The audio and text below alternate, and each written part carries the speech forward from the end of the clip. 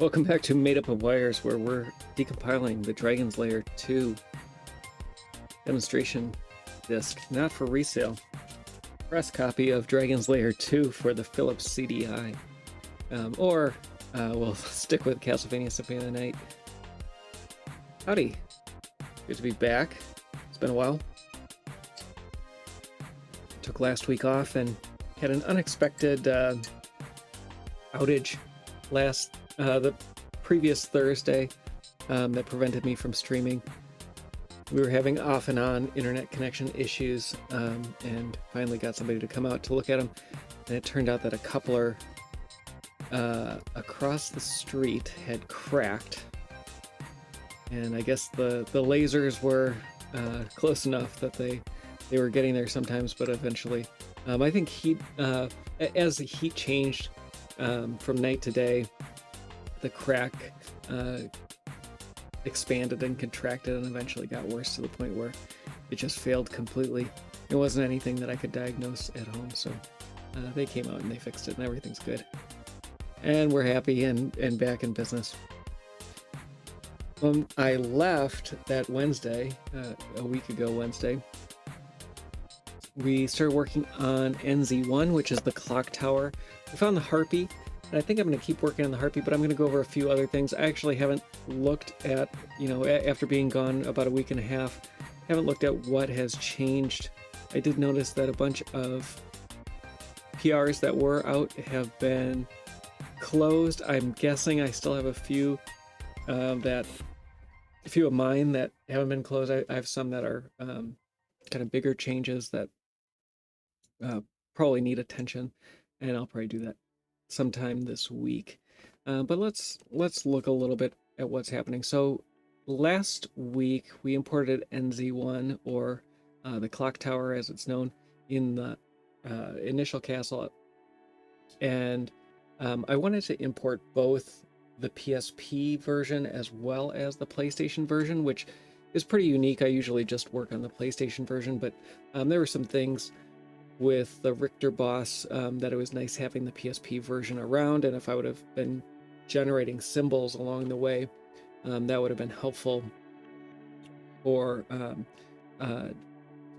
just the advantages that the PSP gives, which is that it's a non-optimized build, and so having more information in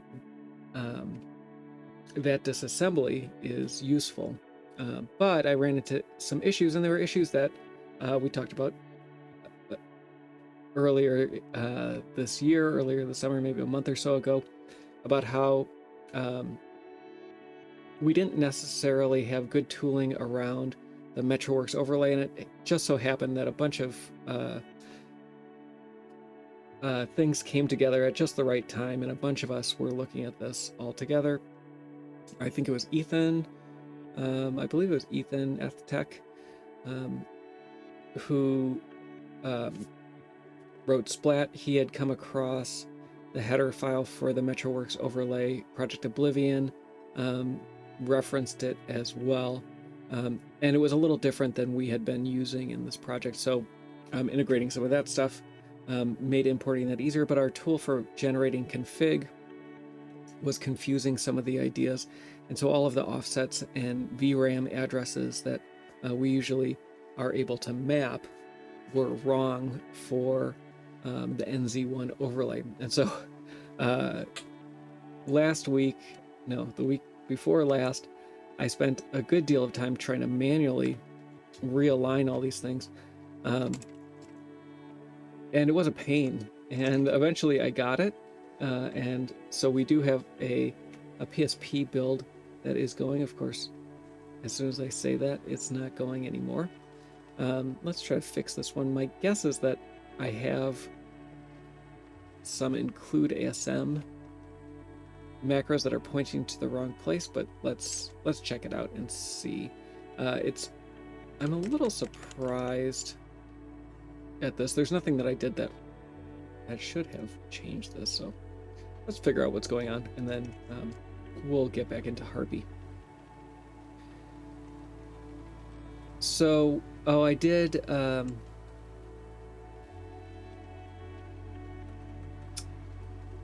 that's what I did. I ran a make format, and it may have caused this file to be regenerated in a way that I didn't like. So let's try that again. So I'm going to go to the splat config for this. Hey, does it good to have you back? Yeah, quite empty. I have a double YouTube stream, double rainbow. Yeah, I'm using Stream Elements, and Stream Elements gave me 2 YouTubes in my list, in my multi-stream list, and I don't know why or how to fix it, so maybe I'll have to go to Stream Elements and delete my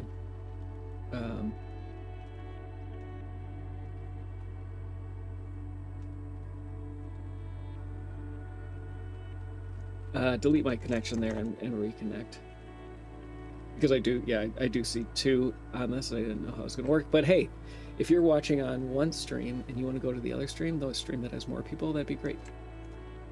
Oh, connect, that's what I'm thinking of. So I'm going to try to regenerate this file, and it's pretty easy.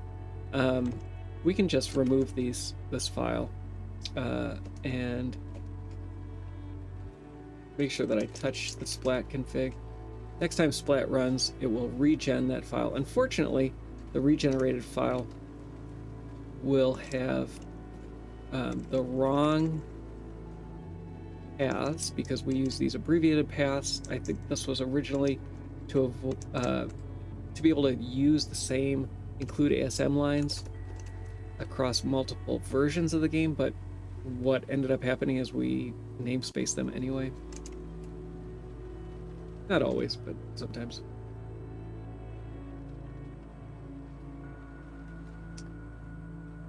And create entities having the same problem. Not sure why. What happened to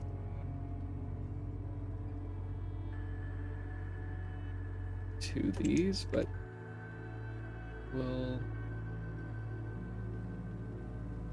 get through it. I did have a clean build.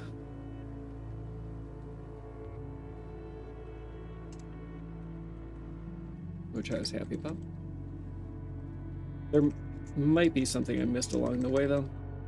And if I can't get it in a few tries, then we'll just move on. We don't need the PSP build, it's just nice to have. I'm somewhat worried that I'm going to have to regenerate all these files, but we'll see.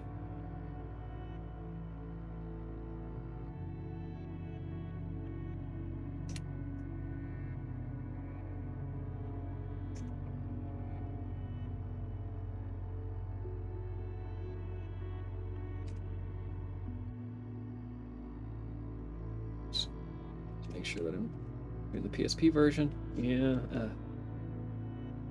Sorry about this. We'll get through it quick.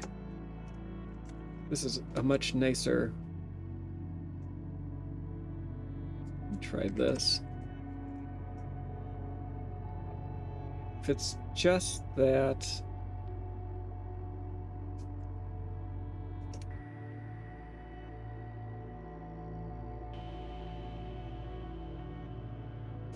So yeah, there's something you possibly these symbols change. So let's look at this. As BC98 is the automatic name or auto-generated name that was given to this function. So let's delete this file, regenerate it, and see. BC98 is still the file name. I'm not sure what.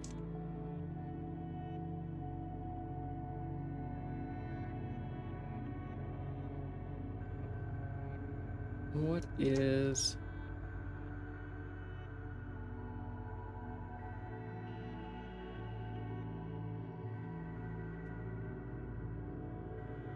It's possible. Let me try one more thing. I'm just gonna delete the new lines here. It's possible that the way that this is breaking, doing the line breaks, is screwing with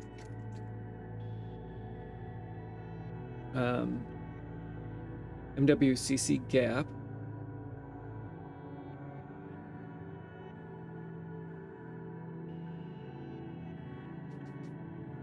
So in this case, eCollect, it looks like there's a missing jump table. The jump table shouldn't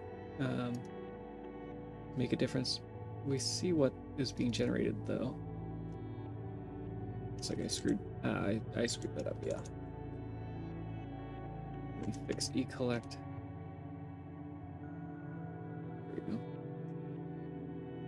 go. This include RO data with a jump table is odd. That should be included automatically. Not quite sure what might be causing that.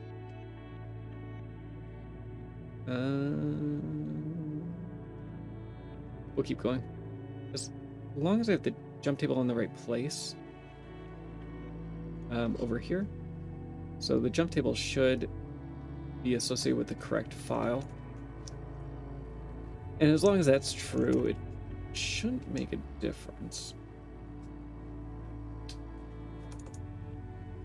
It should be automatically imported into this assembly file, and we can look at that in a second. A little sad though. Oh, there we go. So whatever was going on, now it is working again. We'll add all those.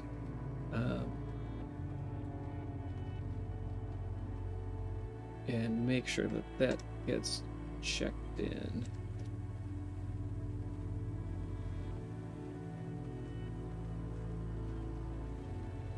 Gotta make sure that everyone knows the license. We do use AGPL, Ifuro GPL 3.0, which I believe is a modification to the GPL, which says if you're hosting this on a server and that server is publicly available, like the software is publicly available on a server, and you're deriving some program from it, you have to publish your source as well. Some of that came from tooling and other things that have been built that we wanted to make sure stayed open source, since we're publishing all of this freely. All right, so let's try it again. We have our US version making correctly, and we'll try the PSP version, and that is working as well. Great. Good. So we're going to go back to decomp.me. We're at about 81%. I haven't looked at this at all, so I don't know what might be remaining here, but we will find out. And I think that I'm going to go with the PSP version. Let's see. Let me make sure that these are synced first. It looks like there is some differences between the PSP version and the PS1 version. I'm going to try pasting the PSP version. That does get us closer. So I'm going to assume that the PSP version is what I was working on last. I'll go over the differences quickly and how I... hey, Romy, good to have you back. How I'm going to go about finding these differences. What we want is a matching decompilation. So the code that we produce should compile back to the same thing.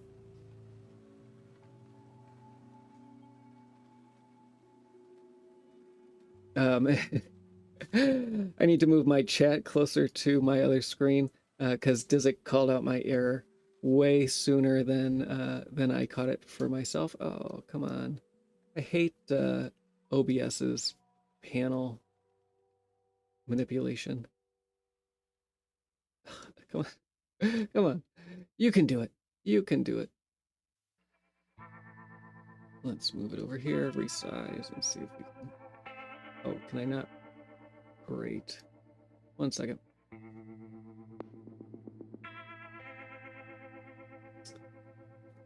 let's... Where is my multi-chat?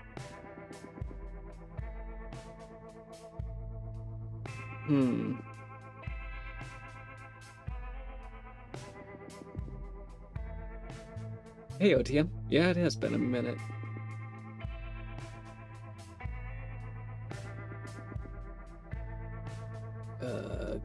Now I moved it to my main screen and it's on top of everything. And it is hiding behind the menu bar, full screened. Well, what can I do? What can I do?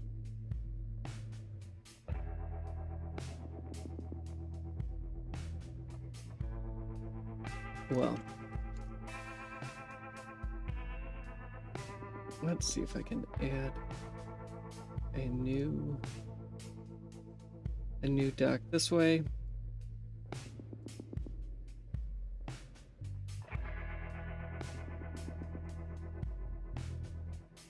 Let's close multi-chat there. And open it back up again. Well, this is new to me. Oh. And it opened full screen again.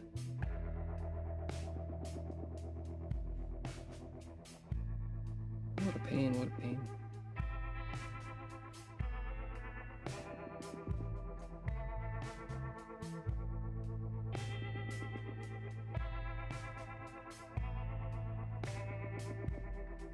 Oh, great. Let me see if I can move it back at least.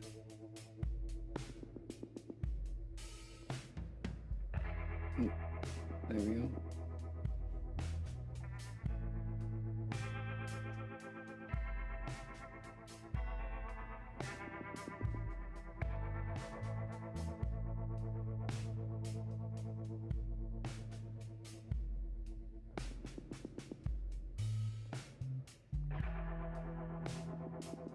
Sorry for my window management woes. 1 second. Almost got it. Almost got it. And then I lost it.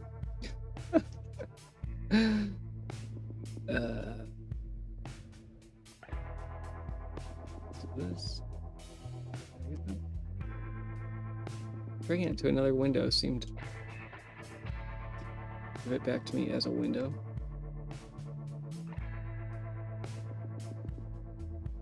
There we go. Why can't I resize this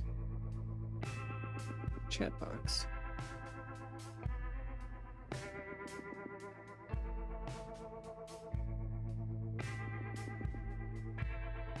Lovely. Okay. Well, I'm gonna keep going, and we'll see. We'll see if I can manage this. I can't see myself. I can just see chat. A very large chat window. Come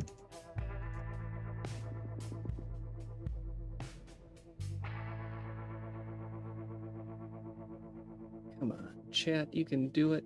You can do it. Go, just redock yourself. It sounded worse than it was. All right, let's just keep going, and we'll see how things go.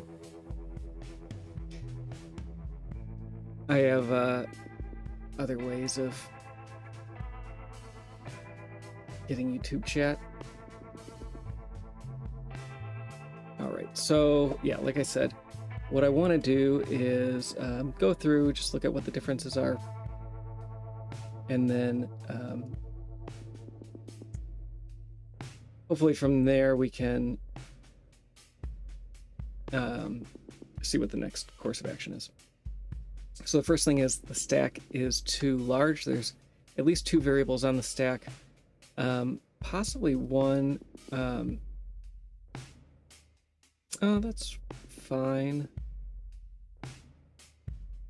So we have something that's what, 64 plus 32, 96 bytes off the current stack pointer is where we're storing A0. That may suggest that we have some large struct or array on the stack that's pretty big.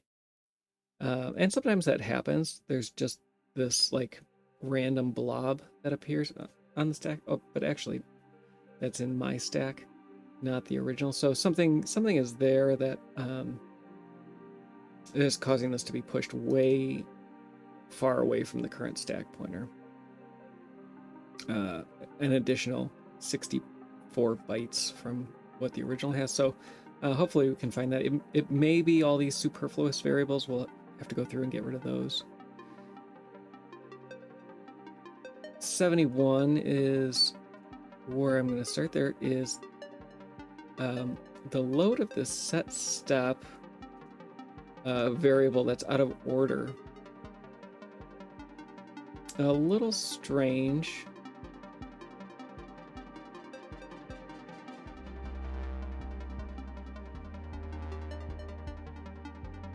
It's being written to the A1 register, which is used for the first argument of a, sorry, the second argument of a function, and then being moved from A1 into A0. That seems unnecessary. It's possible that this is being put into a variable, and then being passed in, and that variable is being assigned register A1. It's just a little strange. So we'll keep going. Sometimes those work themselves out, sometimes not. And this is kind of the inverse of that. No, it's the same. And again, it's just happening on ours, not in the original. So I think that'll work itself out later. A lot of these moves are superfluous. Here's the first one that, this isn't really important either. So this is pushing something to the stack when it should be in a variable. We can start tracking the variables and see if we can try to determine what variable we should be using. And here, down in 93, let's go down there. This may, it looks like this may be just an ephemeral register as opposed to something we really care about. These are going into S4.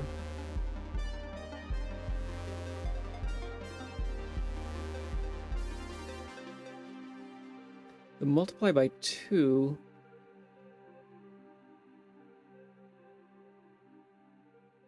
is also being stored back to S4, which is a little strange because we need that later, but it can do that because S4 is getting pushed to the stack.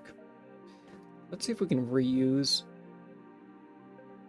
an angle variable. Do I have angle yet?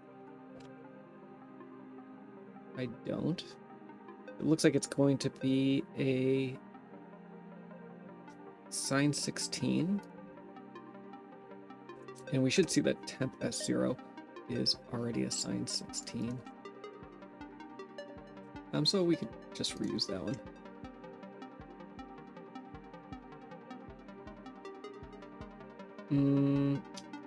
Let me redo that again. My global copy pasta is going to be my downfall. I'm going to be a little more precise with how I do those replacements.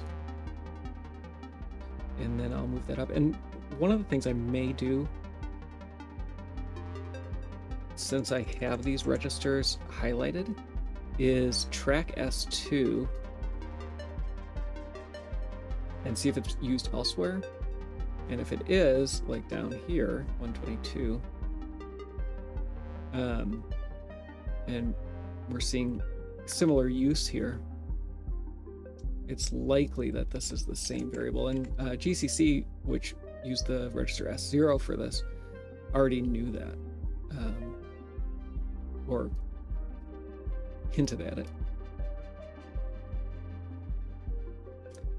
And I'm going to get rid of the casts there for hygienic reasons. No, I lost them.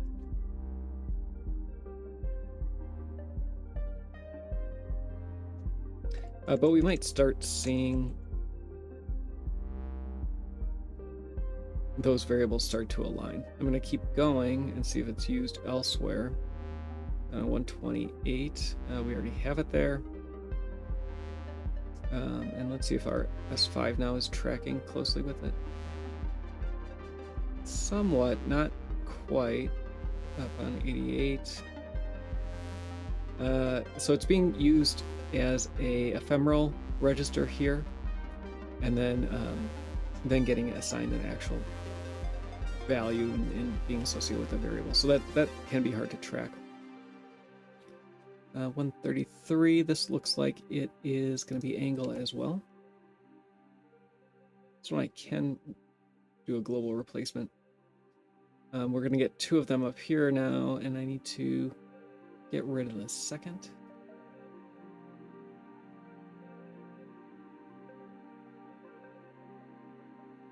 Now it's S6 on the right-hand side, and we'll see that as things go along, is that the value kind of keeps moving around on the right side until we're closer, and then it should eventually consolidate to the same place.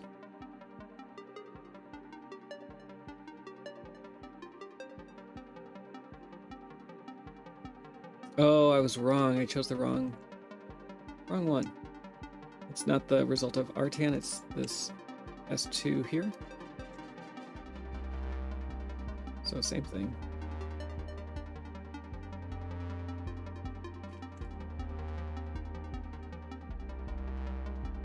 We're getting a little further away, and that might happen.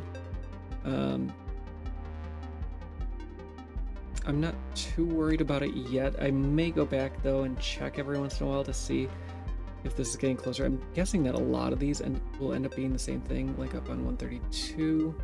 I mostly need to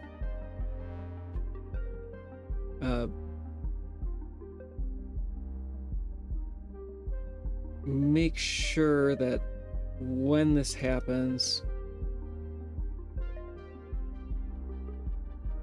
if this is being overwritten, that the right value is being overwritten. Let me revert that for a second and just look at this one more time. I was curious about this temp v0 and if this was part of the same thing. It definitely looks like it is.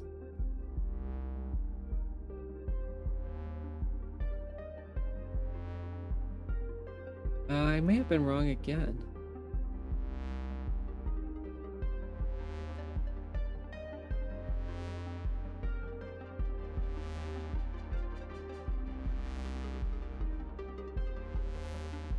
And my previous change might have been, I'm gonna back out a couple of these.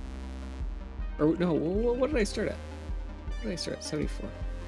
So that I'm getting better. I'm getting better. Hey, Pau.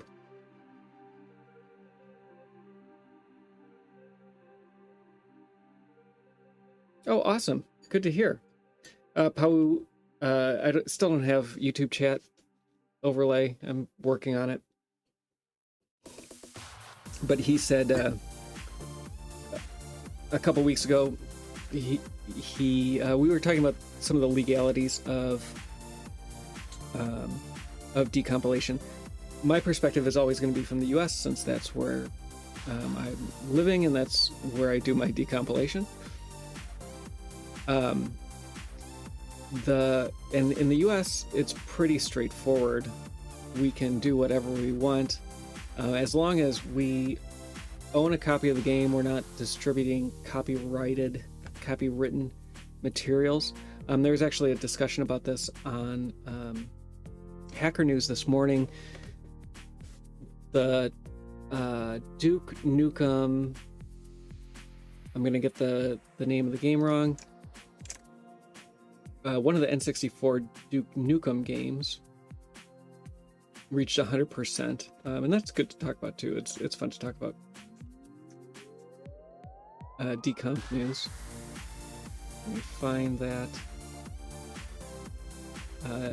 Duke Nukem 0 Hour. So this is notable for being a recompilation of the original like PC version of the game. It's the closest to the PC version of the game.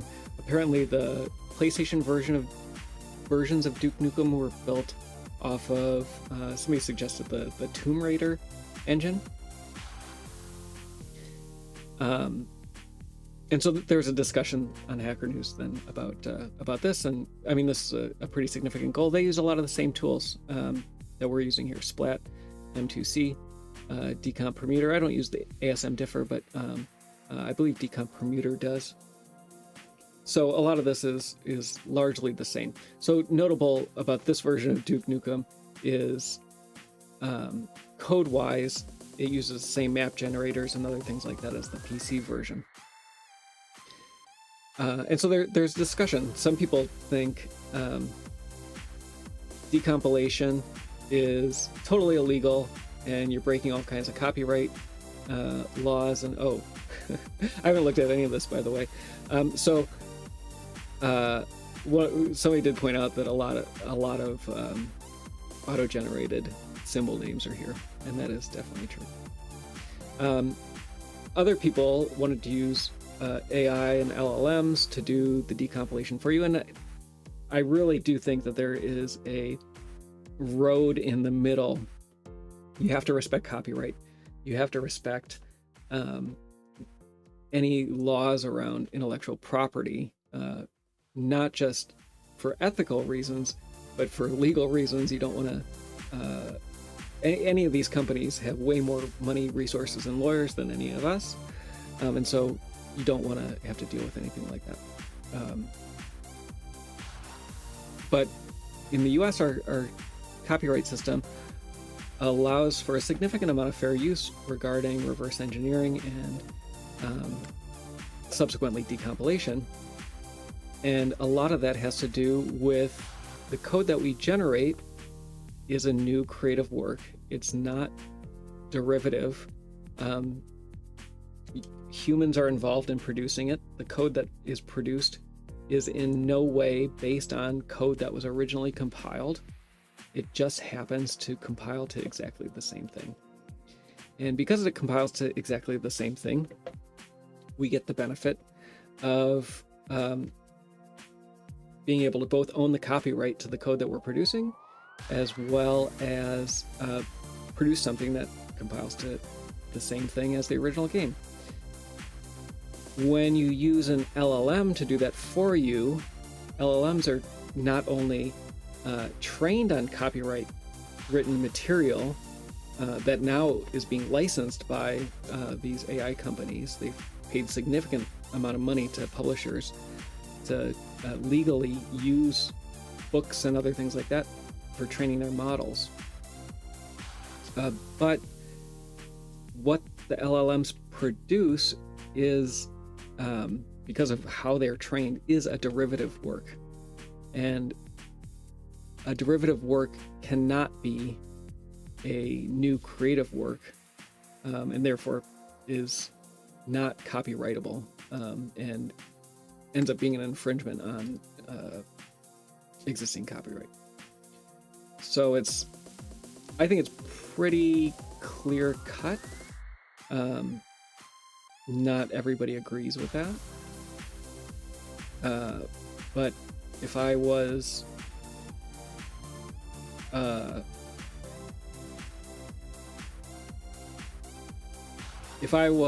to be ever in legal jeopardy over decompilation, I would much rather point to the things that I do to make this a unique creative work, rather than having to fall back and say an LLM generated this for me. I think I'm gonna... what is going on here? 139. We are using S2 and the call to this sign. There's some other variables here that are complicating the stack. Things getting pushed to the stack. So I am going to continue down this path.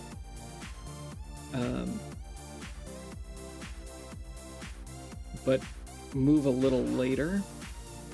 Let's do 211. It looks like this pattern is used again and again It looks like... Oh, I lost my S2. It looks like this is being used as just an ephemeral register, so I don't have to worry about it there. I'm guessing this 256 is the same thing. So it looks like that might be the end of the angle. Maybe not, maybe 275. Let's go down there. S2 is being used for a pointer here. But then it is being used again. 275, yeah, for the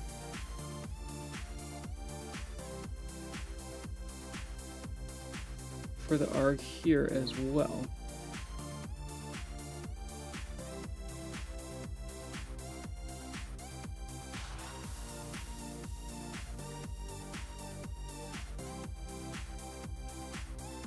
There are a bunch of moves here that seem like they may be wrong.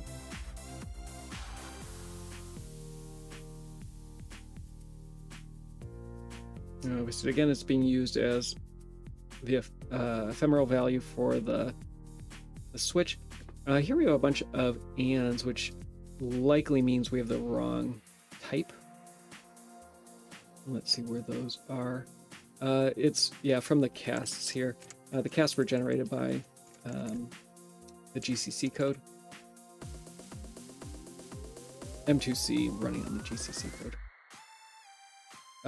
Oh, and this is going to be just a minus equals or a plus equals.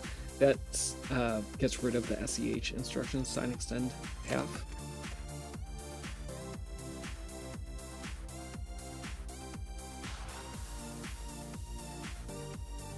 And looks like the same thing here.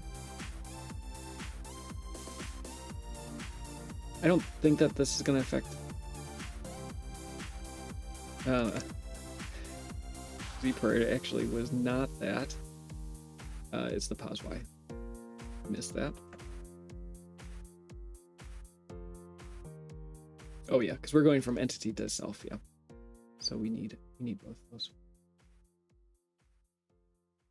A lot of low-hanging fruit here. 341.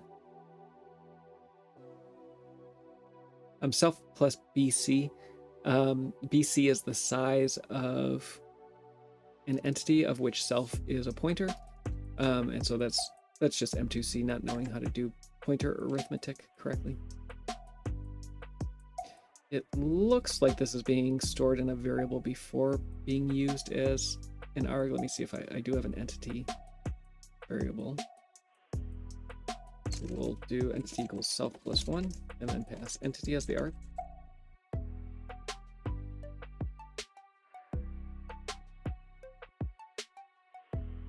I'm not sure what is causing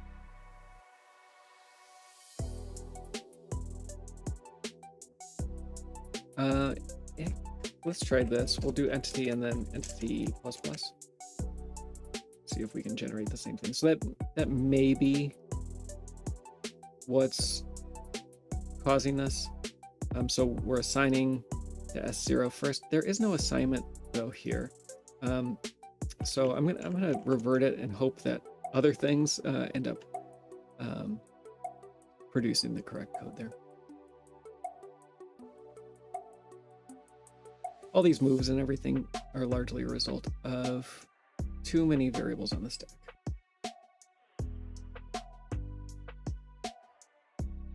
All right, so we have some masking. It looks like the masking probably, again, is not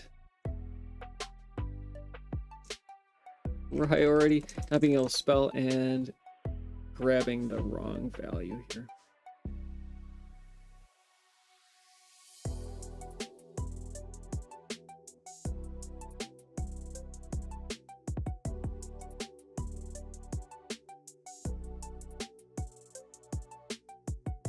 Move entity does not take an argument, I don't think. So somewhere in GCC version, the value 2 is being stuck in the A0 register. So M2C takes that when it doesn't have the function signature, it assumes that that's an argument to that function. So just an unnecessary arg.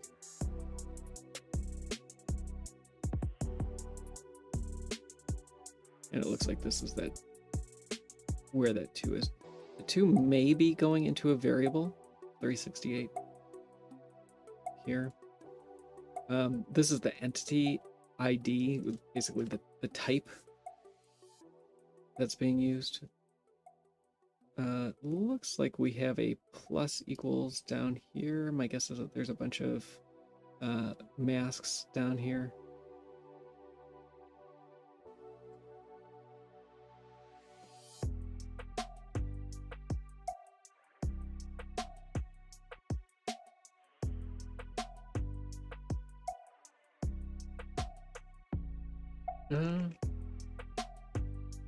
Let's get rid of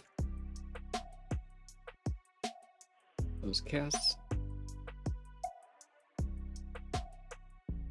Same thing up here. That's made the same mistake.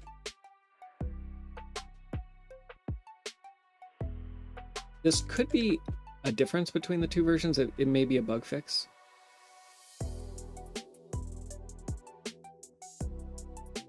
And it possibly was setting entity Z priority in the PlayStation version. We have some, sign extension here. I'm gonna try to redo that and see if that makes a difference. Yeah, that looks like it's fine.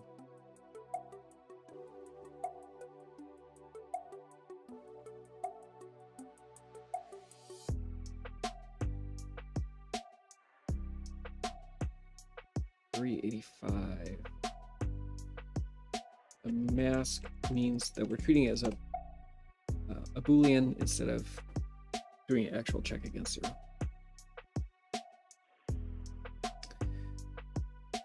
The pad, the constant here is different between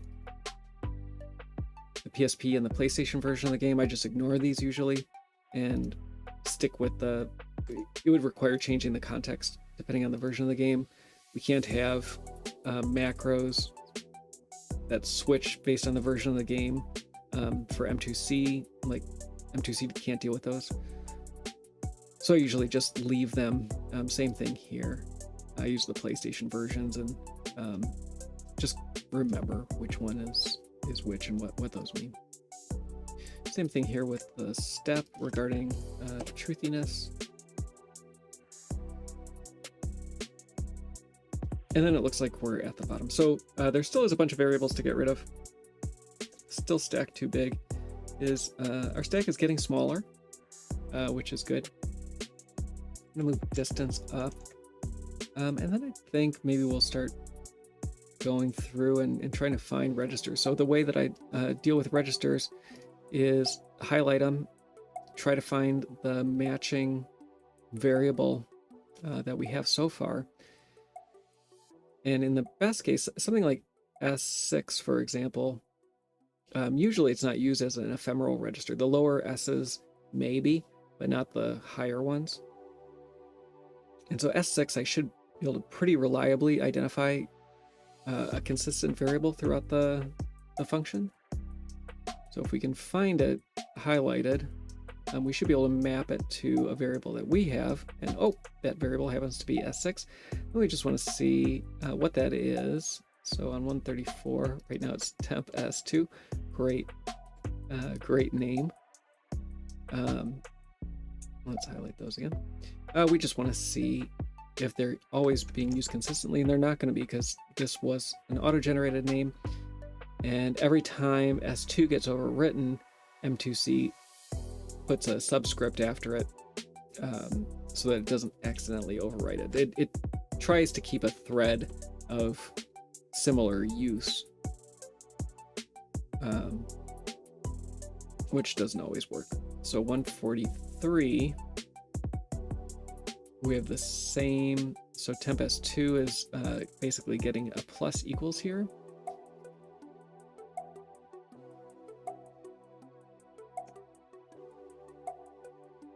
And then all of these just become references to that.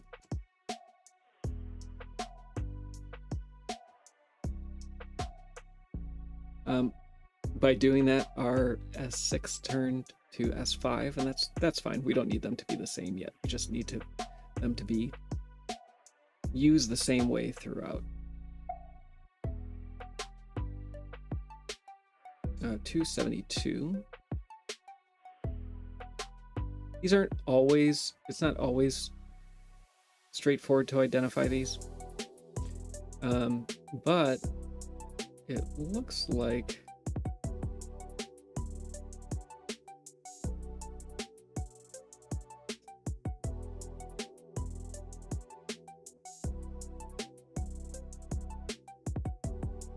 possibly this tile map scroll position ends up being the same.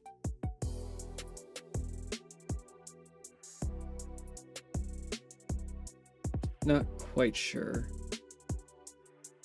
Let's see how it's used later on. 276. Possibly angle.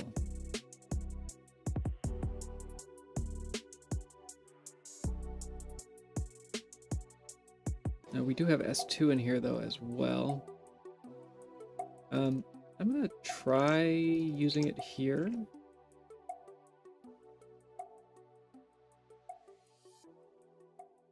And see if we get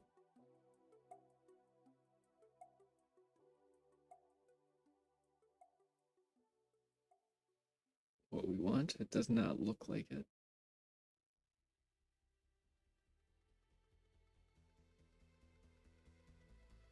Yeah, that's getting pushed back to the stack yet. So I'm not sure. Not sure. Yeah, okay, so it's being used again as an ephemeral here. So that's a pretty high register to be used as an ephemeral value. A little surprised by that. It looks like it is being used for real here. Is that correct, or is it still ephemeral? No, it's not. That's just how it's being used in art. Okay, keep going.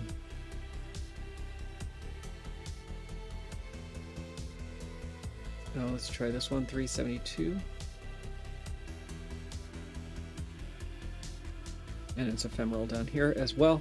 So I think that's it for that one.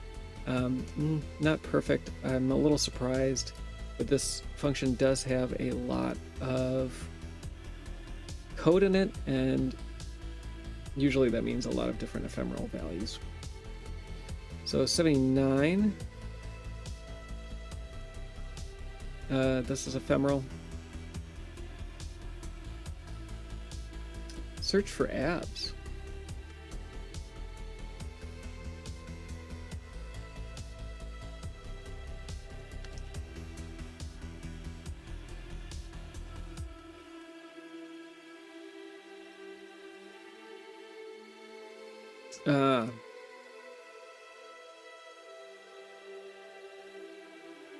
Did I may have screwed up a copy pasta.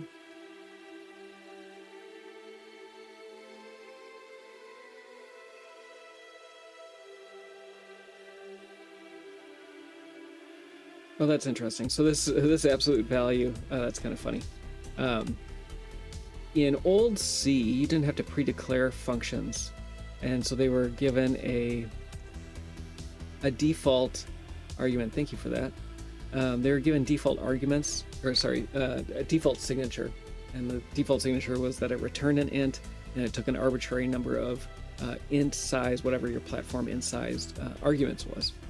And so when I screwed up that that copy paste by putting it outside the parentheses, this became a function with no arguments named apps temp s23, and that's perfectly fine in C89.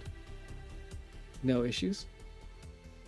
Yeah, hi Willcraft. Unfortunately, there are two YouTube streams. It's a stream elements issue that I haven't worked through yet. Hopefully, I'll have it fixed by tomorrow. I don't know why Stream Elements thinks I have or want 2 YouTube streams, but it does.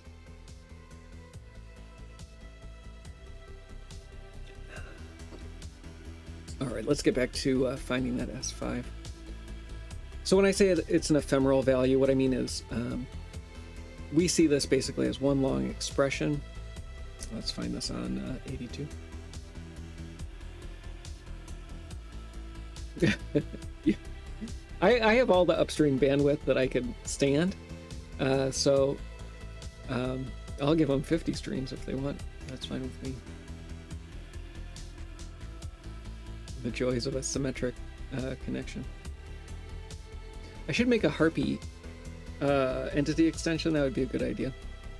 Anyway, back to the idea of I call them ephemeral values. What I mean, they're intermediate values, I think, is used sometimes in documentation. We have something like this expression in the middle of the larger expression. So we have a assignment, an addition, and an assignment, and each one of these steps, like reading the value that's at this array. That value needs to go into a register before anything else can be done with it. Adding the value at that register with 32, that result needs to go into a register. It could go into the same register because we don't need this value anymore. Assigning that register back doesn't require any new registers, but doing the AND with this mask does. And so we need some temporary registers, and that's usually what there's some T registers for temp. Often the V registers, which are really the purpose for them is return values. There's V0 and V1, but until you're returning from the function, those can be used for whatever the compiler wants. There's the A registers, which are used for function arguments, but until you call a function, they can be used for whatever you want. Basically, all these registers have different suggested purposes, but they all can do the same things. What is nice about the unoptimized MetroWorks is largely it will choose one of the S registers as a for each variable. It will assign an S register and use that consistently throughout the function. Sometimes, though, if that variable isn't being used and it needs more of these intermediate values, it will choose some of those S registers to use as well, even if that S register is used later for a variable. Often, we can infer that if an S register is being used, that there may be a variable assignment as well. So on 86,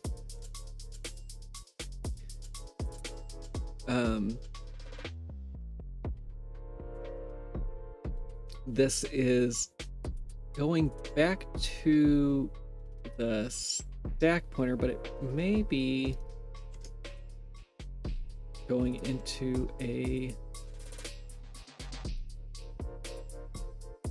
result may be going into a variable first and then being assigned. And so let's look at S3. It might not be that. That could be ephemeral or intermediate. You can't tell. You just, based on what we've seen with this, how MetroWorks works,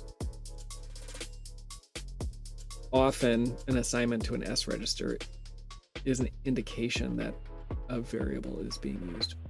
So 127,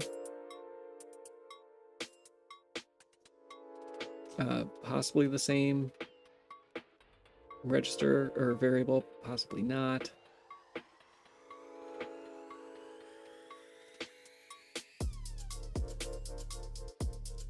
Yeah, it's hard to know. I'm not seeing anything super obvious.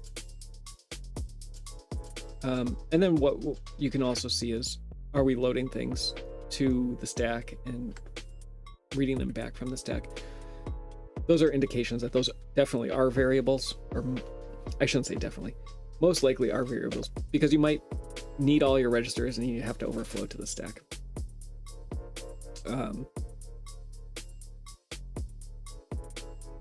128, missing distance y plus.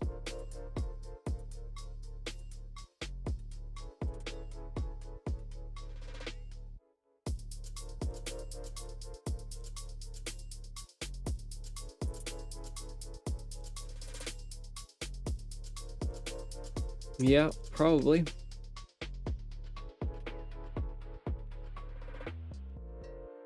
Is that right? No, where are we? In the wrong place.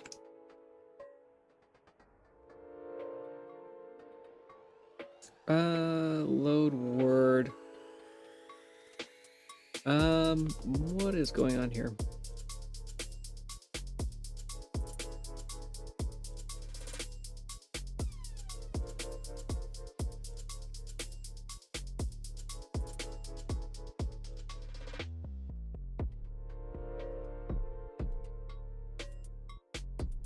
We're loading this back from the stack.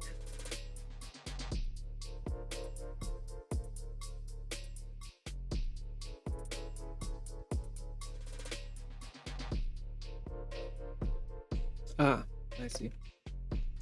Yes, possibly.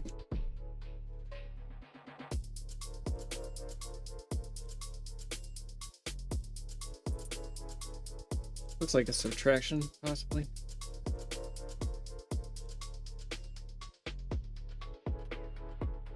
And so we see the same thing here. So S3 should be being used. And so if we're tracking,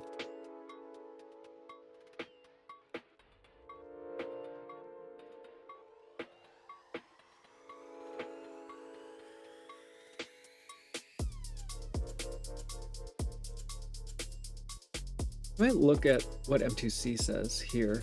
So this does look like it's being assigned to this S3 variable, and possibly the subtraction is happening here. And then we're just using this temp. Let's try that.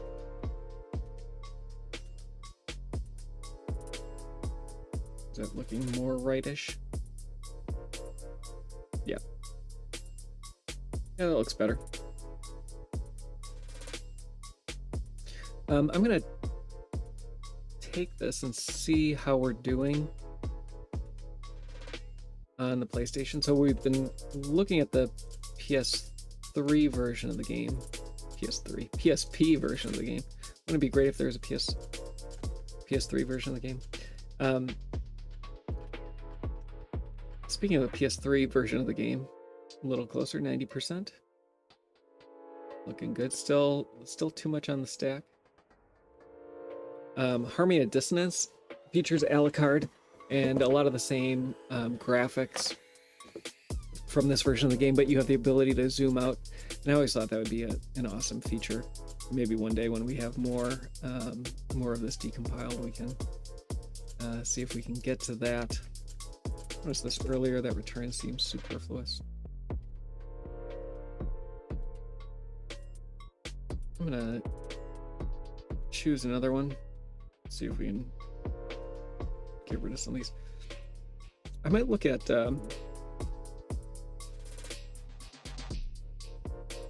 some of these down here as well. There are cases where these are being used and they shouldn't be. So set substep, for example, does not take 2 args. So this temp A1 is not necessary. And it's just an artifact of not having the function signature when the decompiler runs. And so look at all these that don't need to be there. These do not affect the stack size. They just are noise.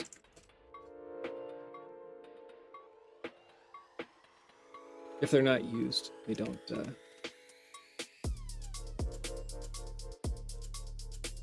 hurt anything. I do like to get rid of them though, if I can, because it makes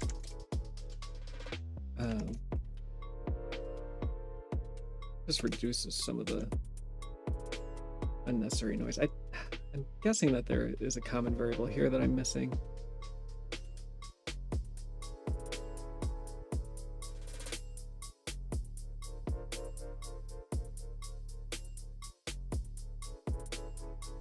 Anything with V0 in it is a pretty good candidate. Well, these names came from the PlayStation, so it's the PlayStation, or sorry, the GCC uses variable or registers more freely. All those V1s are gone.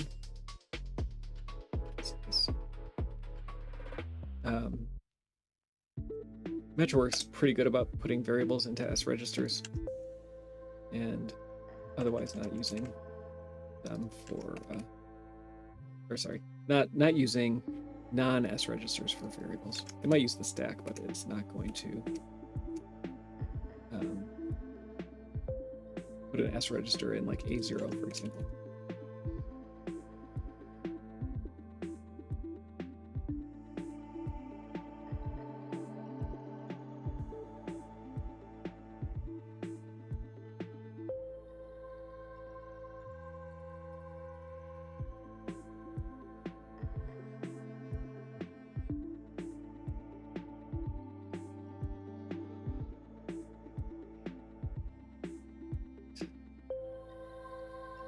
So I think consolidating the temp S2s might be possible. I do need to choose the right type.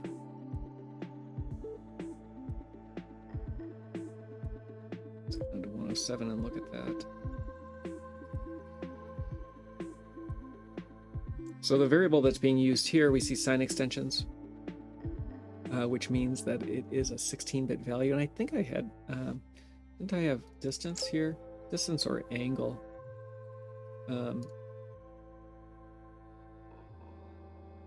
Let's try using that here.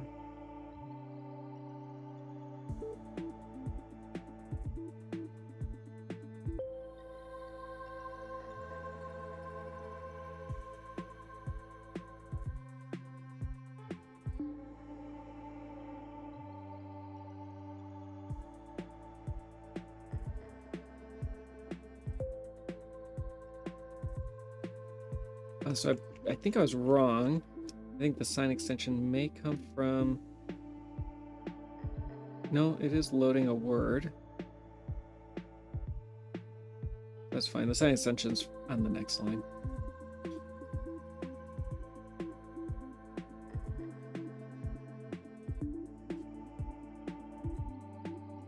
Uh, 111. This looks like it's...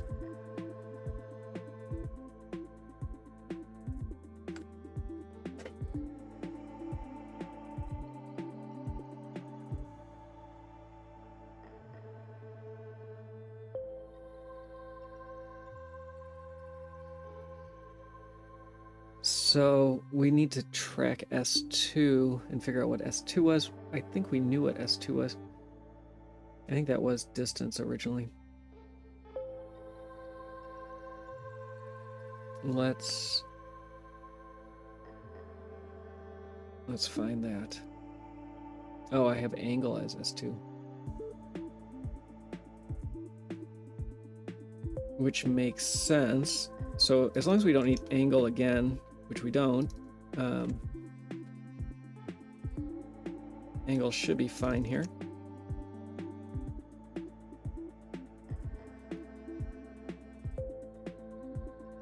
And that'll help start collapsing this.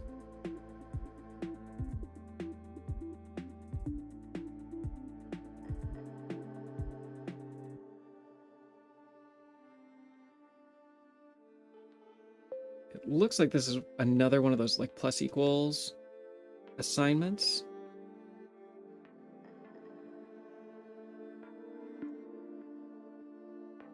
And I'm basing that on the lack of...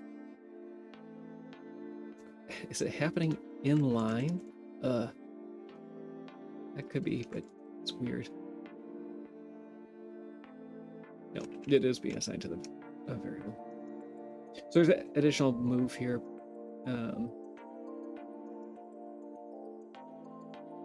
That's weird. Temp 0 or temp A0. Is that being set? No, it's not. We have an error there. I'm gonna go look at the M2C decomp.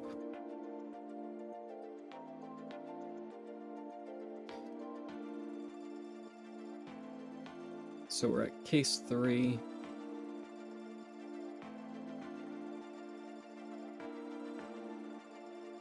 We're looking at this R sign.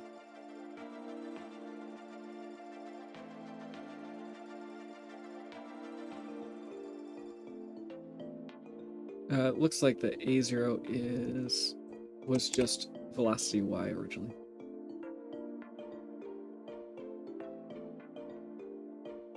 And all that now is the right thing.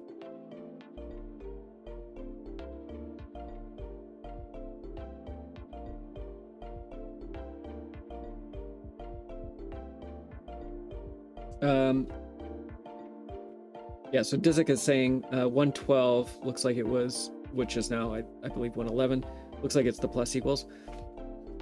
We can look at what happens. So unfortunately, I think this is like a plus equals and then assignment.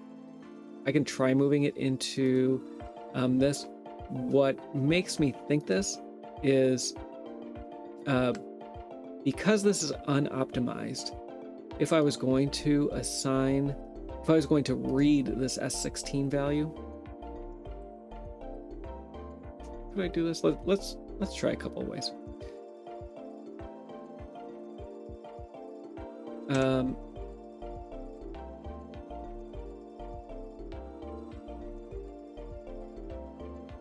So this is going to change the order of that assignment. And so now these are going to be in the wrong order. The right back to the extension field is going to be too late. If I do the plus equals before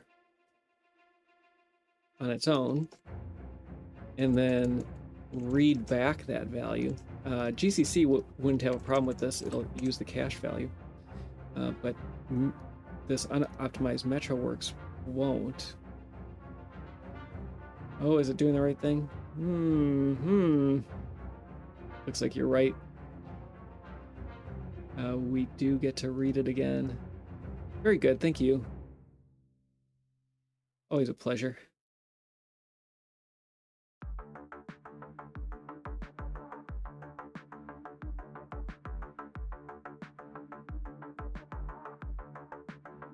I'm not compiling. Oh, that's why it's working. That's why I'm not, there we go. So yeah, we're having to read that offset in memory, and we don't see that in the code. So we can't do that again. We have to have it in a register, and we have to use that. And because it's not optimized, we know that that's not the optimizer doing that. It's the code, the way that it was originally written, that's doing that.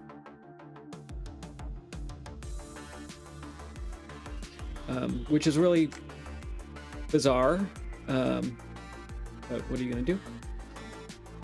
This S2, we see that the sign less than ends up being what we're generating now is an unsigned, so the type of this is wrong. Looks like it's just an int. That might clean up a whole bunch, might not, we'll see. I'm gonna go back and see how the PlayStation's doing. Another %, that's good. Now let's look at these other uninitialized values. So this probably is the rotate. My guess is that it is just reading rotate again. Let's go down to 147. Yeah, we're loading that offset again. So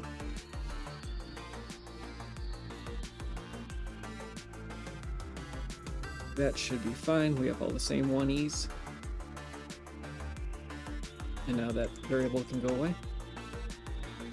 And one more, which is this temp s2 underscore 2. But not this one.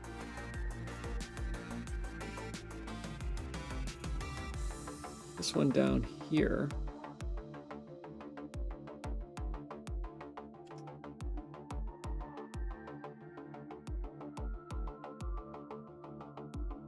So this should be player position X, is my guess.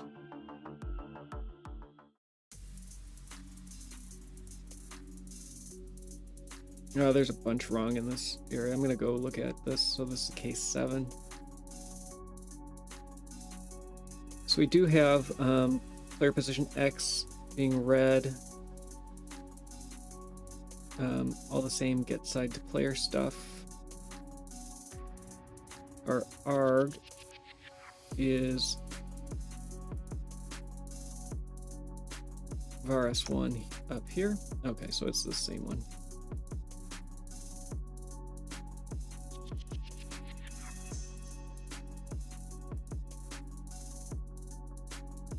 And then what does that look like? Still a bunch of mess.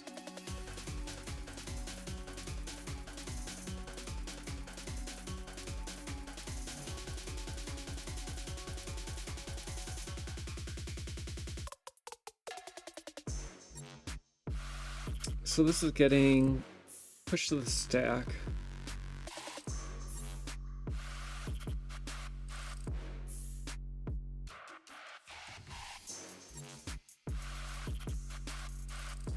It looks like player, not self.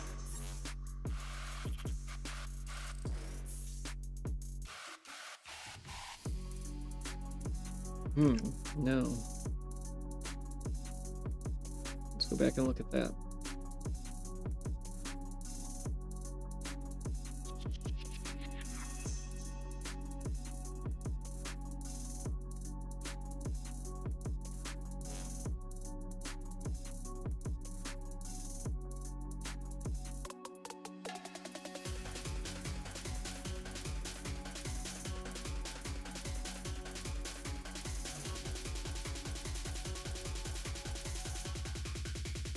So what M2C has generated is suggesting that this is not a switch, but a check specifically against case 2. And if it's not case 2, then we fall into a switch.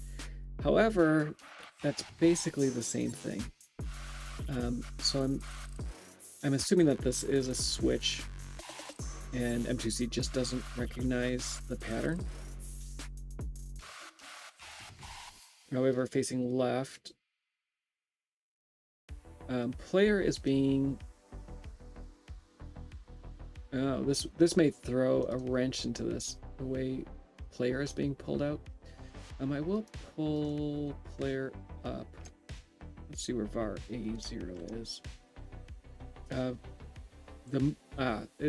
This is why it ends up being above the switch, because M2C doesn't know that it's not actually an argument to move entity.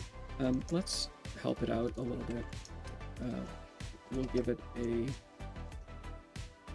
proper signature,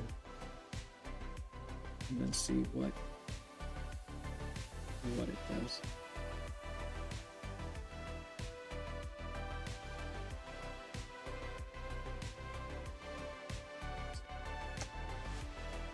Let me see what the get side to player.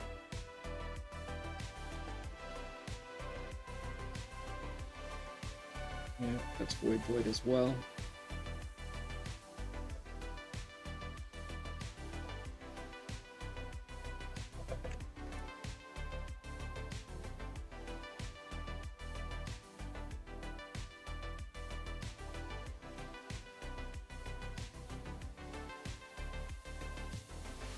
Sorry, not void. It is, we'll say int void. I think that's fine.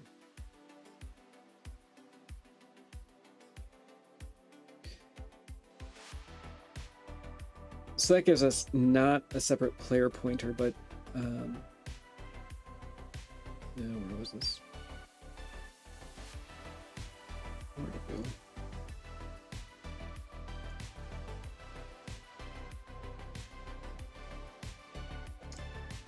But just using it. I don't know if this is true or not. Well, we can check.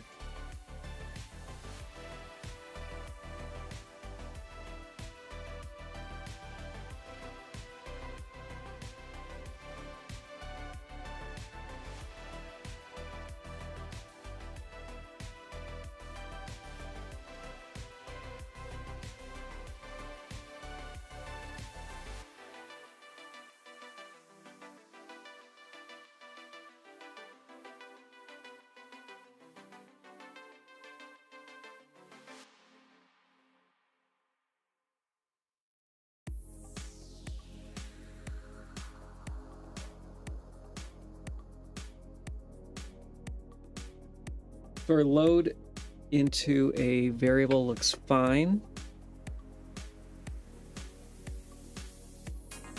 The facing left is what's not working out.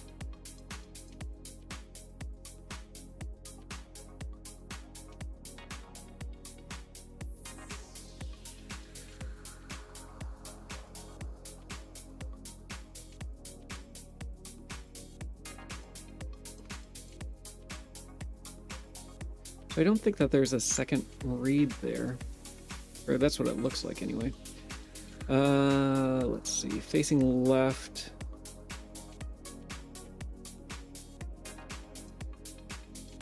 We're writing back here.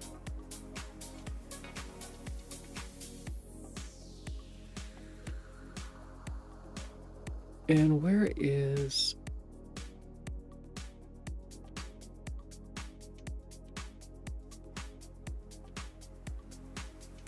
I don't see a branch until much later.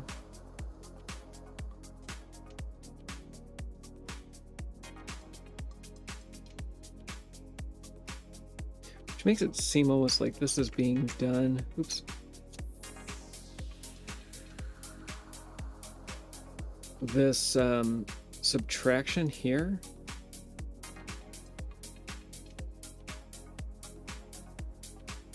This is loading offset 2, and ours is going to have 2 loads of offset 2. This is only 1, so we're storing the position X off into a variable. It looks like A1. Yeah. So do we have a pos X? No. Let's make one. It will be a sine 16.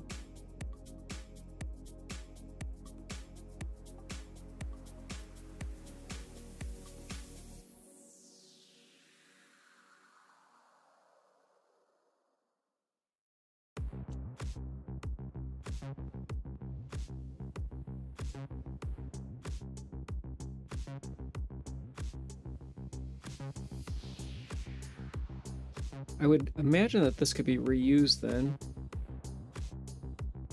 PosX must be a sine 32, sorry, because of this entity extension. Hey, Kasnor. Yeah. There are 2 live streams. It's my fault. I don't know how to use stream elements. Actually, maybe I do know how to use stream elements. I just want to increase viewership. No, the issue is Stream Elements thinks I have 2 YouTube streams, and it just worked out this way. I think I can do a minus equals here for pos X and a plus equals. We're gonna try it.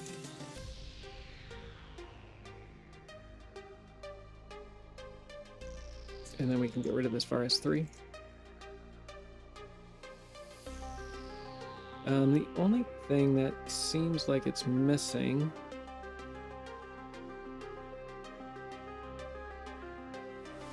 oh, we're pulling out pos Y as well, so we need a pos Y. Oh, offset 6 is pos Y. The week's been okay. I took a trip to the Tennessee and Kentucky area. Actually enjoyed that quite a bit. I've never been to that area of the country, and it's has a lot more trees than I'm used to, which was pleasant. So here's where player comes in. Being 3 hours different time zone though is wreaking havoc.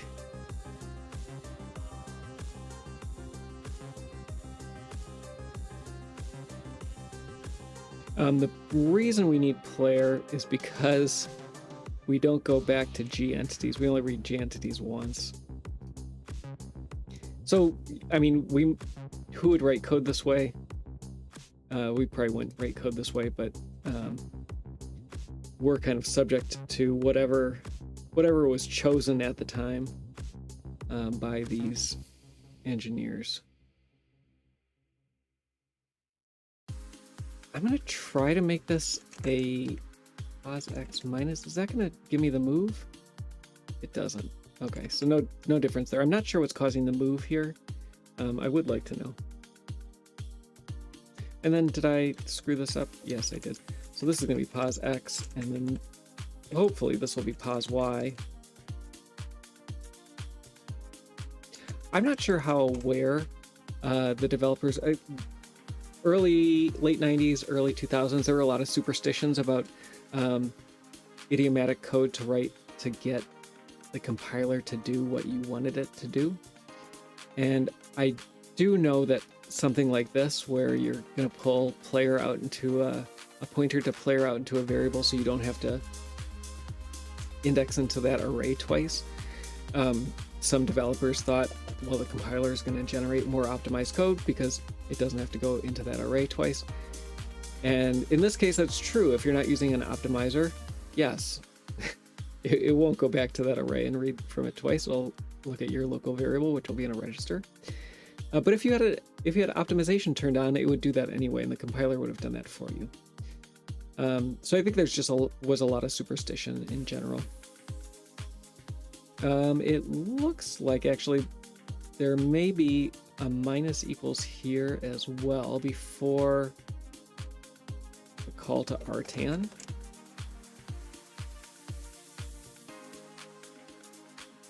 And then we just pass pos x and pos y in.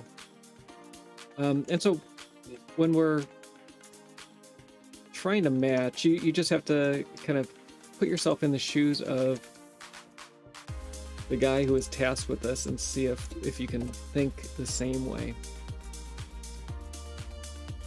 And if the way that you're thinking about doing this was right or not.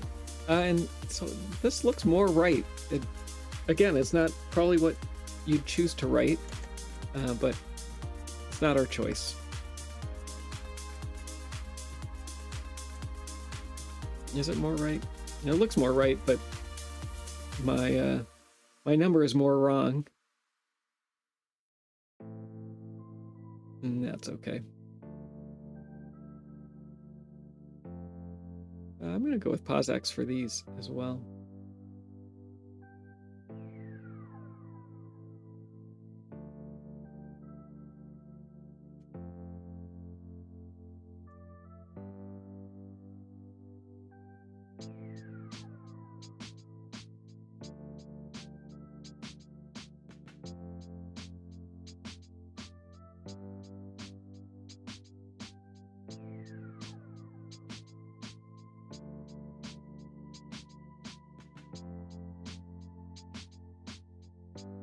I'm blanking on the handle.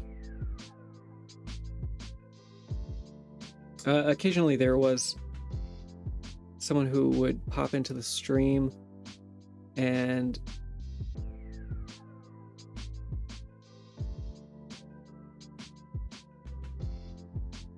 these moves are bizarre.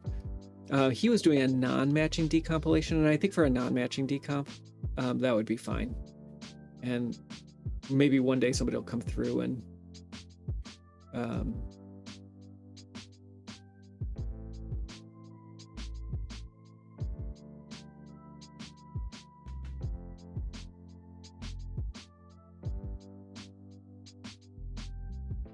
choose a different way to do all these things. So our tile map loads are in the wrong order.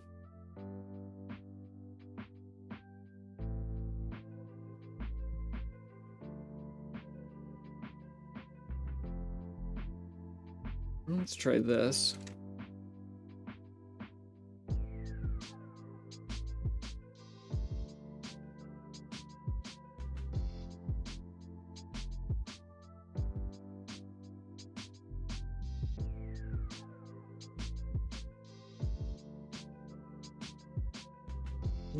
Possibly is better.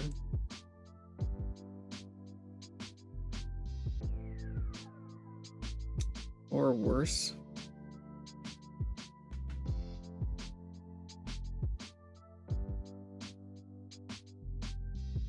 We can start inferring though some meaning behind this. So offset 10 and offset 11 in this entity extension look like X and Y of something. So the harpies, what do? They throw knives, they have feathers that fall down. It's odd that this one lines up pretty well.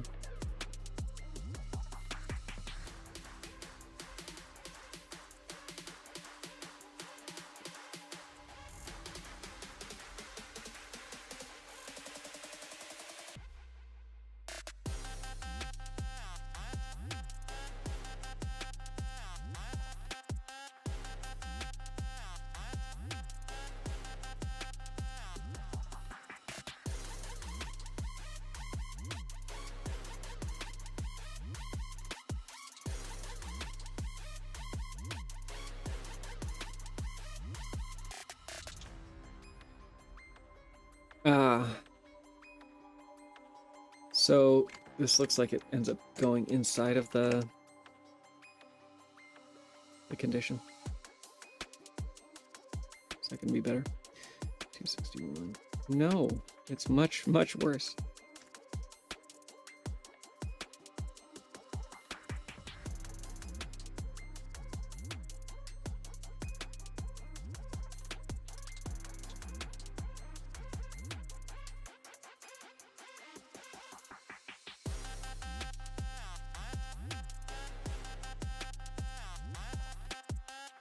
Oh my.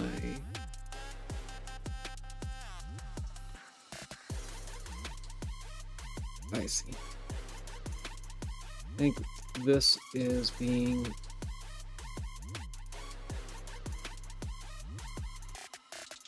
done later.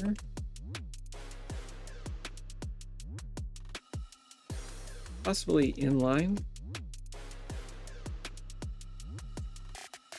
Let's try it.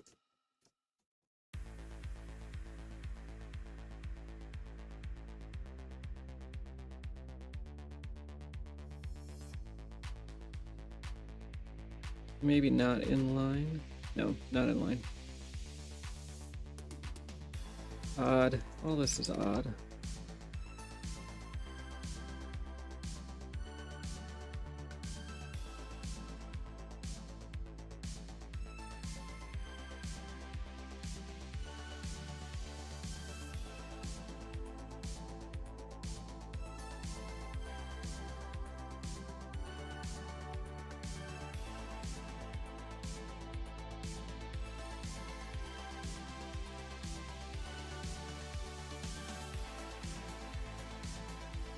So we have an extra move here.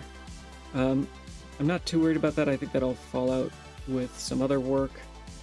But it looks like this is the right, ends up being the right set of operations. Gross.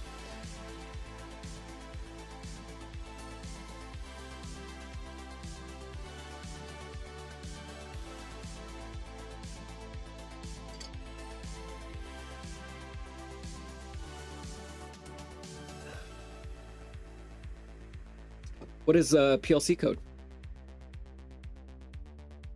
Dizek says he's working on PLC code, modifying PLC code.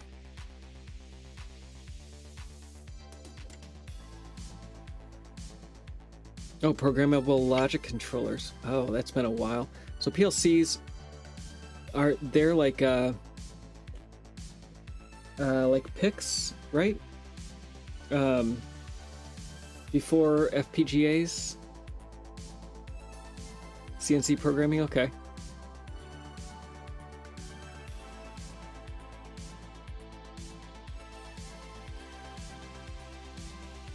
And so my guess is that the people primarily writing the code are they probably maybe are more hardware oriented and you're more software oriented, possibly? Is that a good guess? A possible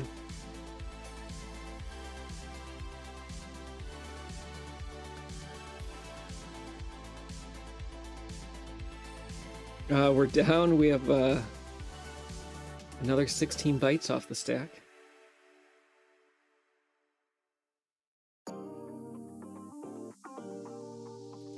I think this temp A0 is gone now. Temp low is no mo.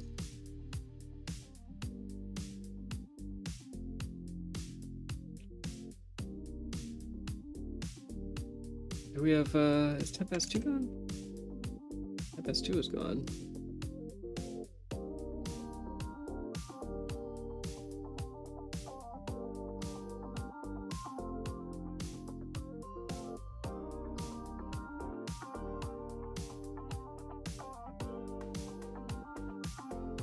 Oh, Good Bread.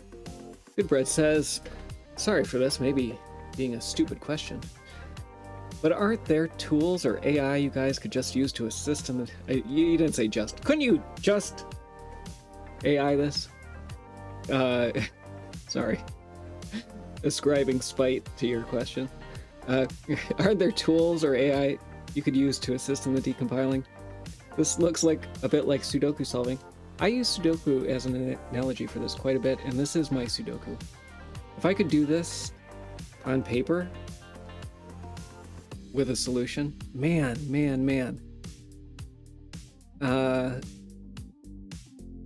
Erase that from your brain. This is my new thing.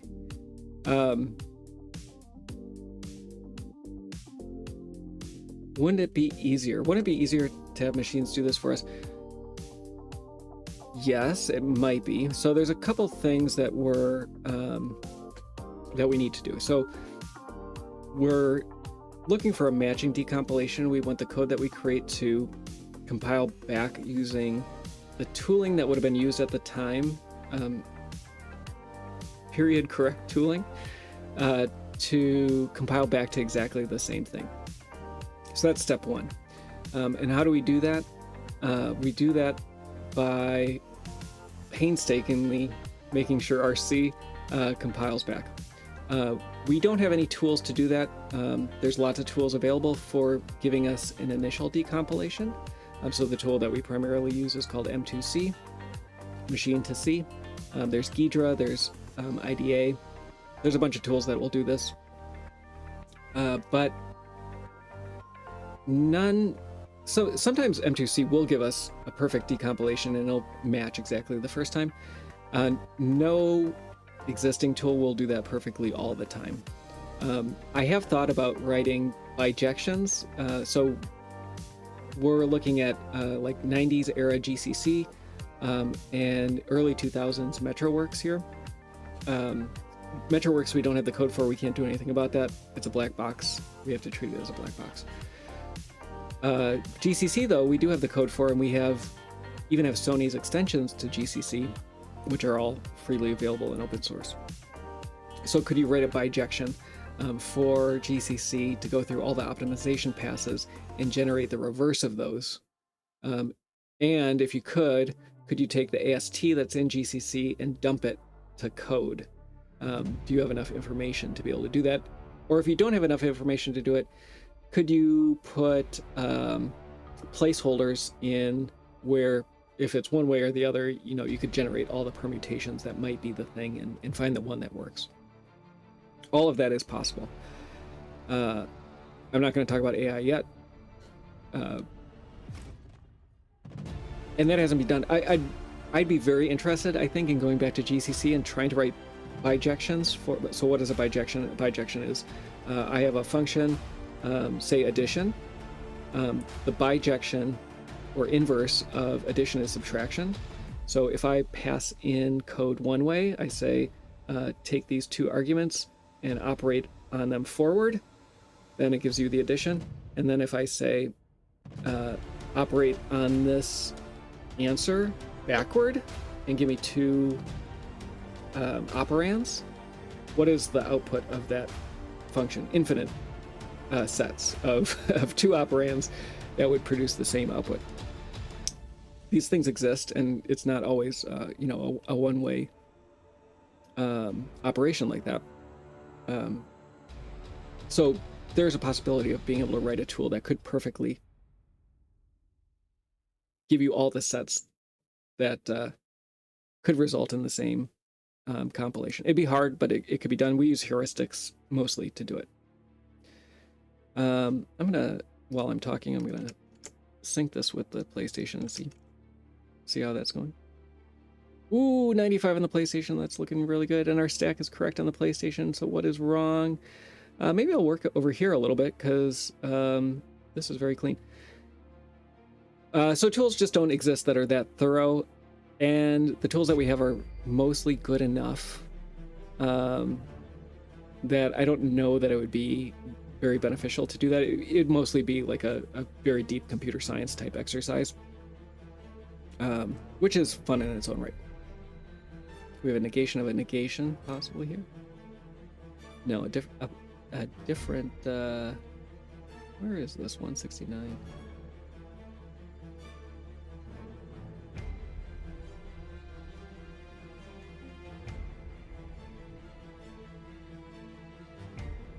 Here we go.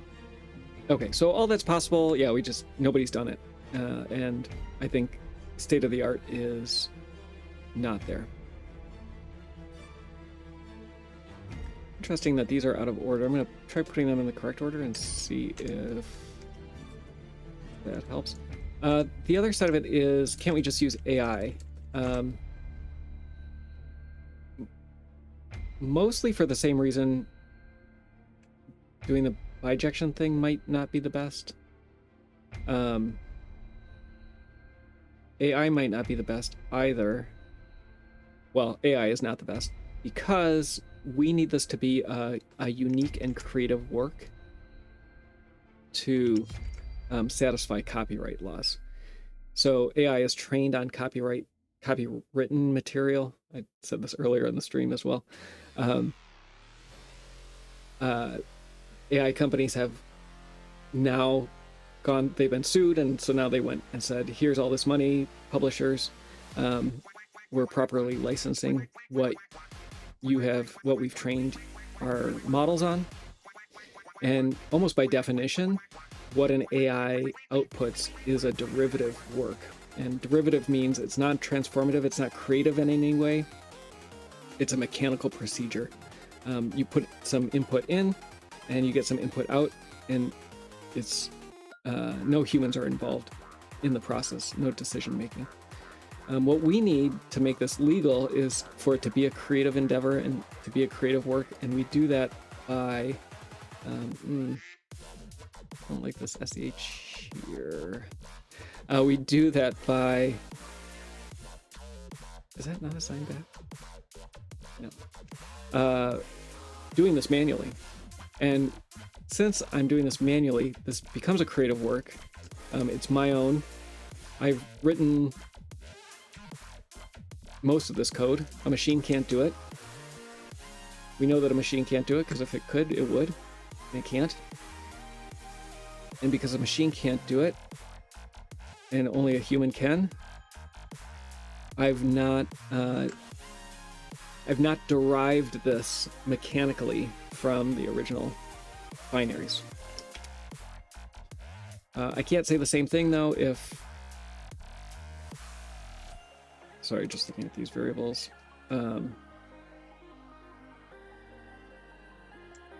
can't say the same thing if AI does it for me. At that point, it's not mechanical anymore, or it's not creative anymore. Let's call this rotate. That seems like a good name for this guy. So I personally, there are people definitely doing this with AI on their own projects. I would not touch it because I don't want, I want to keep working on this. I don't want to be sued. My enjoyment of doing this has nothing to do with the legal system. And so I try to do what the legal system allows. I think I have to pull player out again here. So that's kind of a long-winded way of saying it. So the people I trust the most about this are the Electronic Frontier Foundation, and the Video Game History Foundation, and they do the legal work. And so I can kind of sit back and look at cases that they've fought, look at the precedent that they've written papers about, and things like that. 174, Dizic says 174.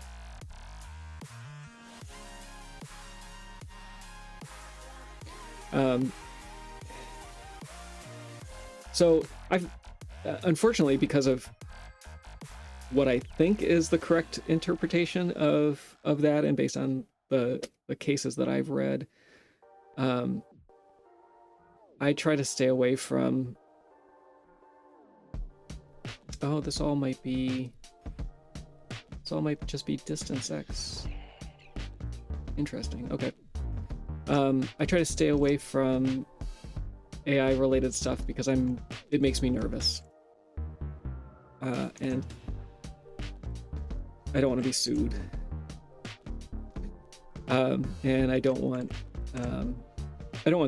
anything bad to happen to this project.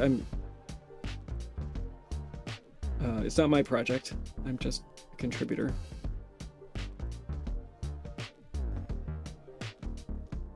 Where'd that other variable go?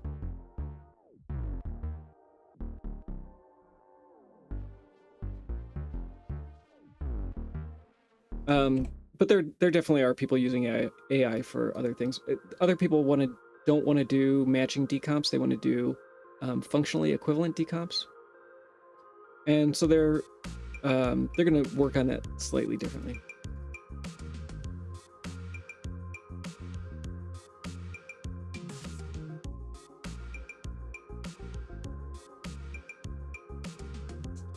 Let's try to find these other. I guess is that there are other cases here where I can start narrowing down these variables. What am I at? Still at 64. Let's find where offset 8 is, how it's being used. It might be easier said than done.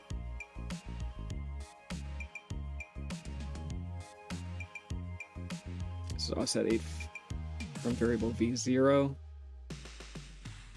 What I want is offset 8 from the stack pointer. I don't see it being used anywhere. I might have gone too quick. I'm not a lawyer. I'm not your lawyer. So don't take any of that as legal advice. That's basically I've been following reverse engineering and decompilation for a long time.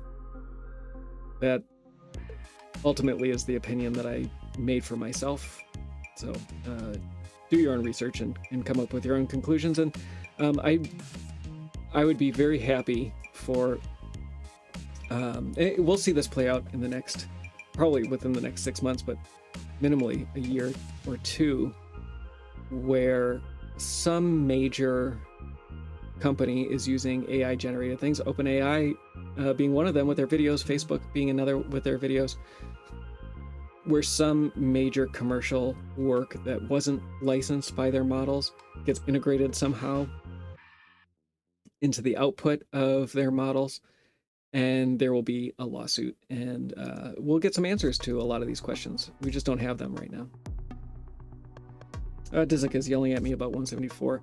Let me look at that and see if 174 has changed. Negating.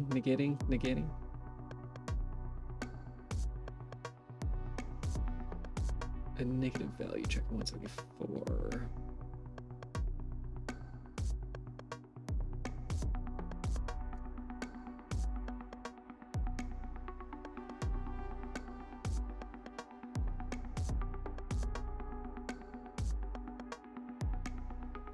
I'm sorry, Dizic, I missed your comment, and now my lines have changed.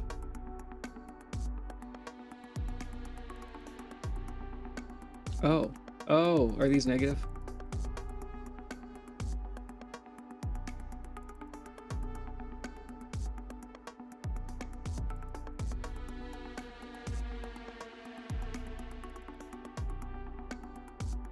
I'm learning.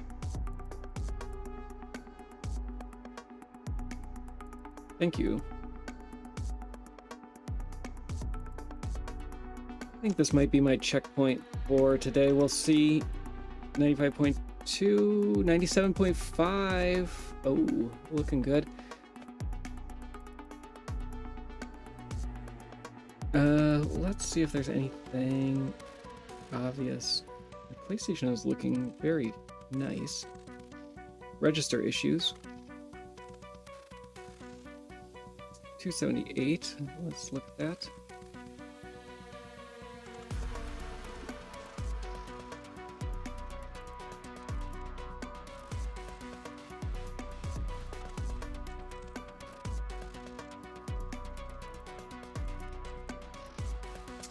So this is inverted. Nope. So what is going on?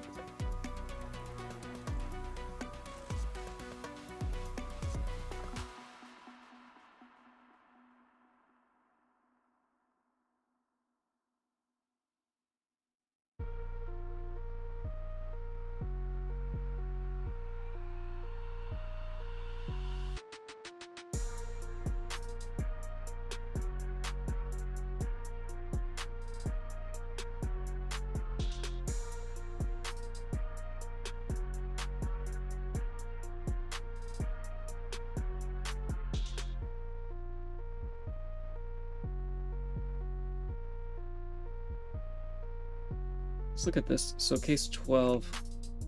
Let's look at what that looks like on the PSP.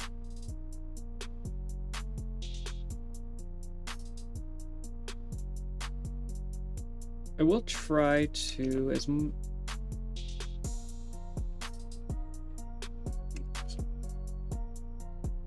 you leave for a week and you forget how to see. I think I am gonna try to keep this up. Oh, XOR. Interesting.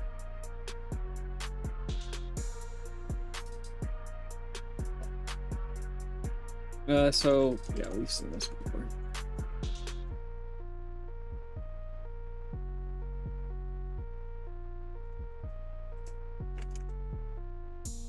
It just gets simplified, and that simplification ends up generating some superfluous code. So we should see that. Oh, I was hoping that was going to fill that in. What do I know? What do I know?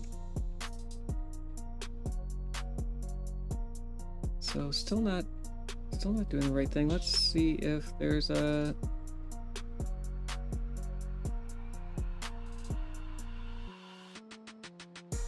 No, we definitely don't want to force the XOR.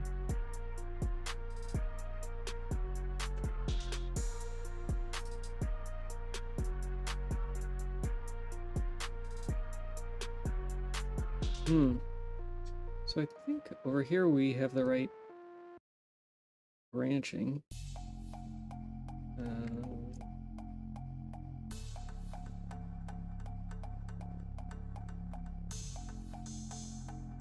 All that said, can we make improvements to the tooling that we have to generate things that are closer to what the original code might have looked like? Absolutely. Do I spend enough time doing those things? No. How much of this do we have to do manually for it to be a creative work versus just a M2C decompiled or Ghidra or IDA? I don't know. That is a great question.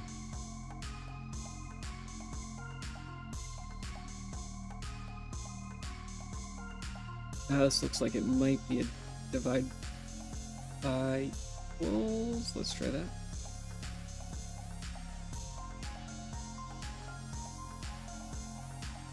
Nope, that's worse.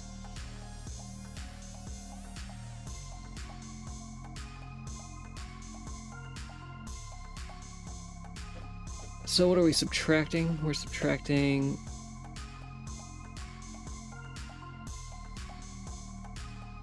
this from V0.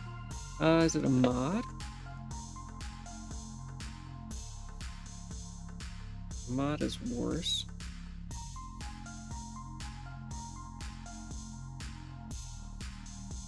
What is...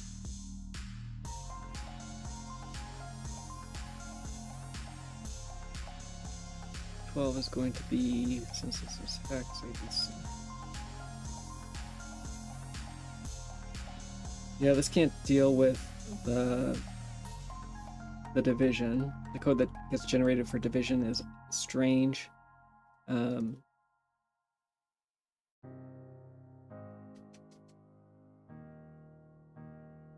But I'm pretty sure that is what this is. I'm not sure why we're getting an extra subtraction. 290.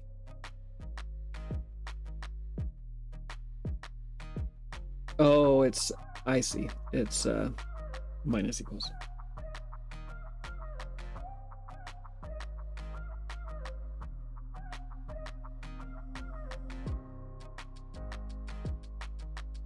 $296. So things like the additional masking that's done, M2C could figure that out. I would be okay with that, I think.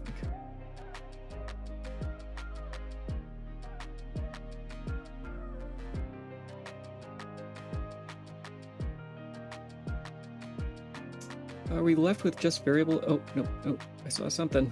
I saw something. Oh, these are things getting pushed to the stack. So we still have some variable issues. Variable issues. I want anything that's not a variable issue. Variable issue. Bug. This is my least favorite part of this. Is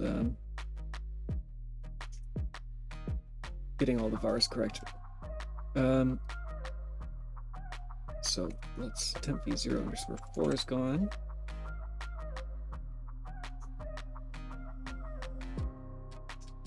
So let's find uses of this field. And just make sure that I'm using the same var. I am. Let's try velocity x. What's my multiplier? This actually looks like it possibly is its own velocity. I don't give it a name anywhere else. It's too bad. So let's call it velocity.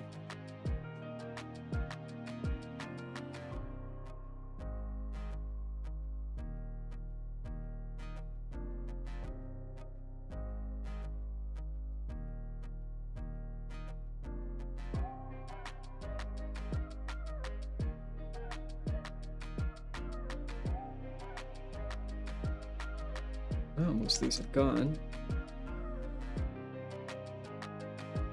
Okay, so all the unnamed bars are gone. That's good.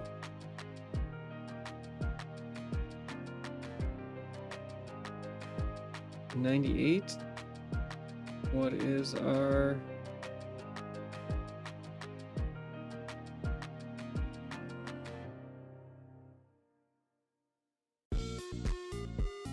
So it looks like some variable differences and some differences down here on 310. So we're getting close.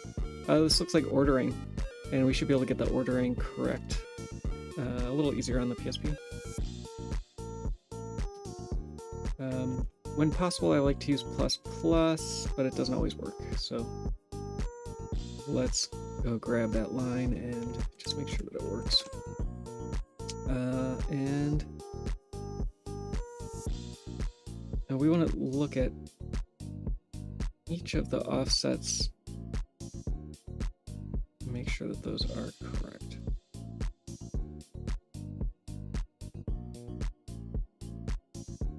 Yeah, those seem correct. This is somewhat interesting that raw flag is getting set up here and then getting reset down here. Is that gonna...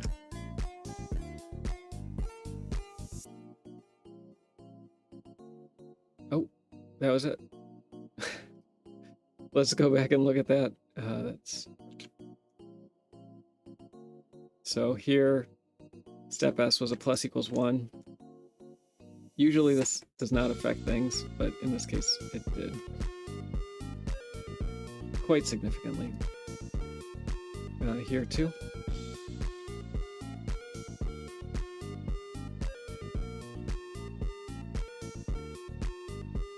And I think that was it for the PlayStation. This probably matches. Oh, it doesn't. Nope. Drat. It won't affect the PSP. Alright, so the PSP is our answer to the variable issue. And now we have to go through and carefully document what each of these is and how it's used, and then try to figure out which register belongs to which variable. So let's do it. Distance X, let's go. Distance X ends up being S1, and right now ours is S5. And so we'll go through and see, are they used the same way always? When they're ephemeral, there's nothing to do. Looks like possibly in 120. Nope. To get my S5 highlighted again.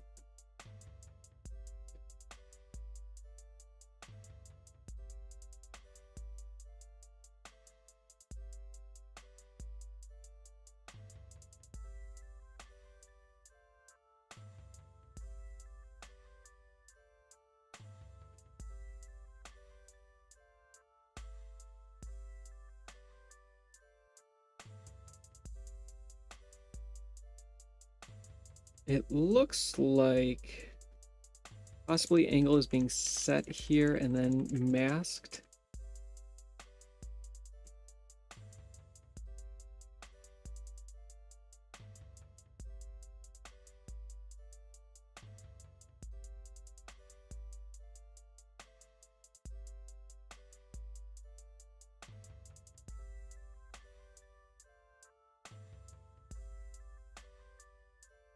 No difference either way.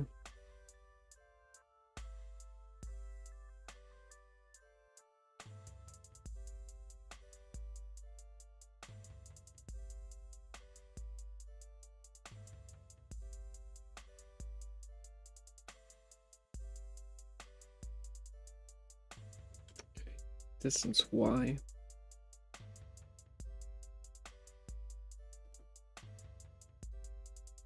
So we still have a few things that are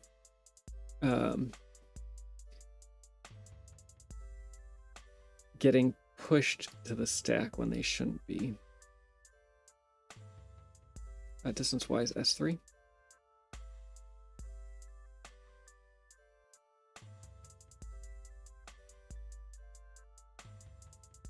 $165 should be distance Y.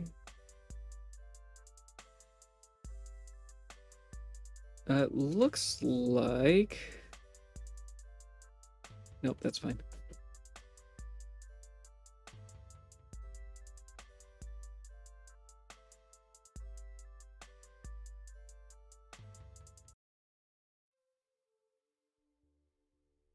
$226. Oh, distance Y and pause Y might be the same thing.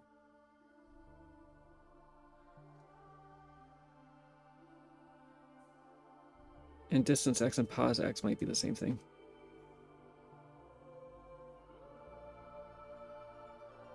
So that's an easy change.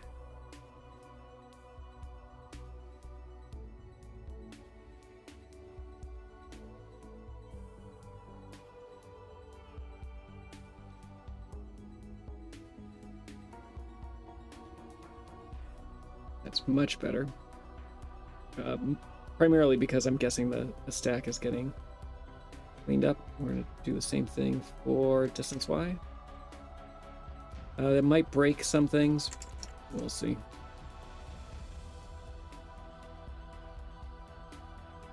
Overall, it's significantly better, though.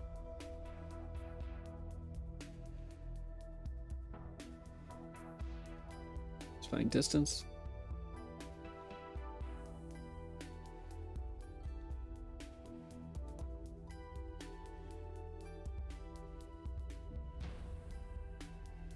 Oh, is distance not used? Is that one gone? That's gone.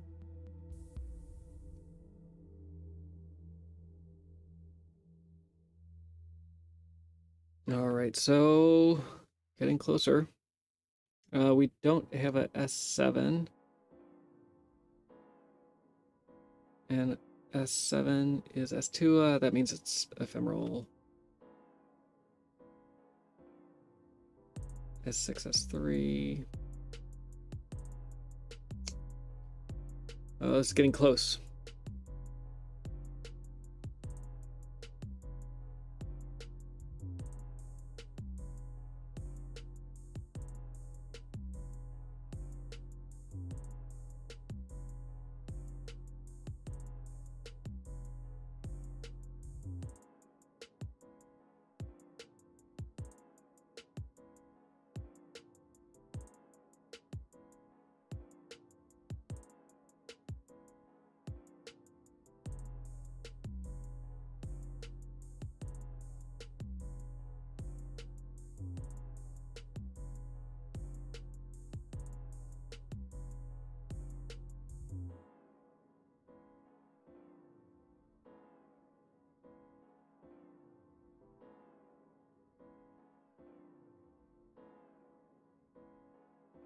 Okay, we have S2 versus S7 on 161.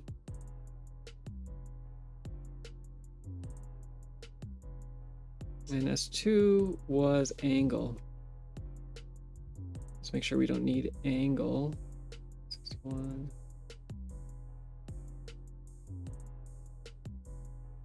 Looks fine.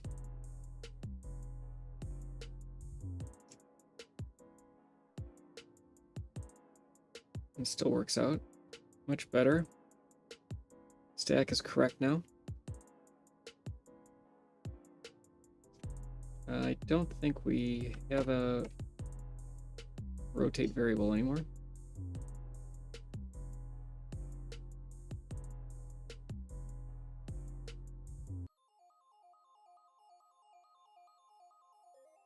All right, so what we're left with is just a handful of register swaps. Some which may be easy and some which may not be. We don't control any of these ephemeral ones.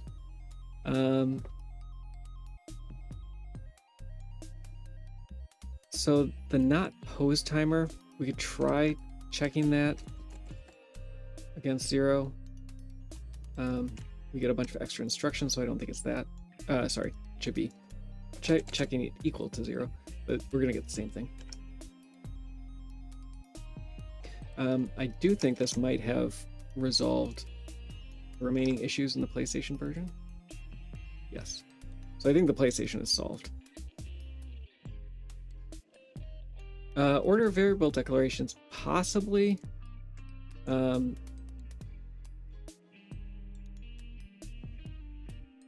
I don't think in this case, because these are the variables that are being used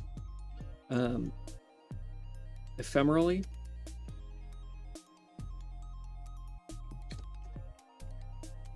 Or, you know, you're absolutely correct.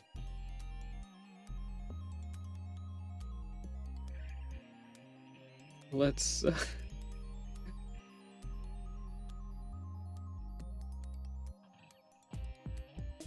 A lot of times the A versus V comes from comparisons. But it doesn't seem to be the case here.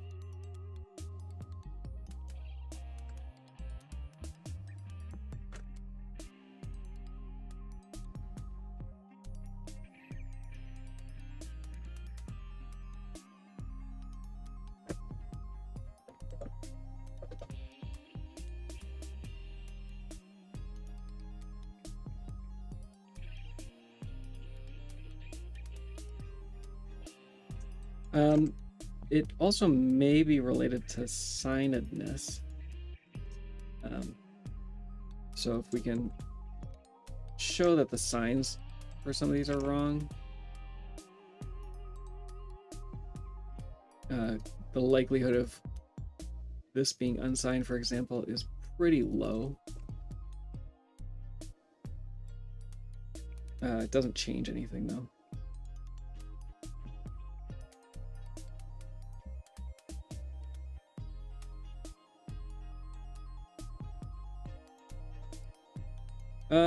Maybe move entity doesn't have a declaration. Oh, yeah.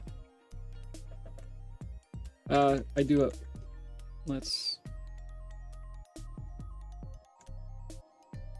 In general, yeah, that's a pretty good guess. Declarations are not necessarily common to have forward declarations.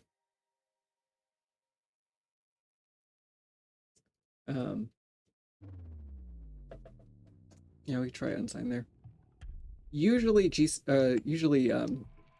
MetroWorks groups 32-bit and 16-bit declarations together. So it's a little interesting to find S2 kind of in the mix between both of these. It looks like there's still a few things. So let me try to resolve those. It may be related, maybe not.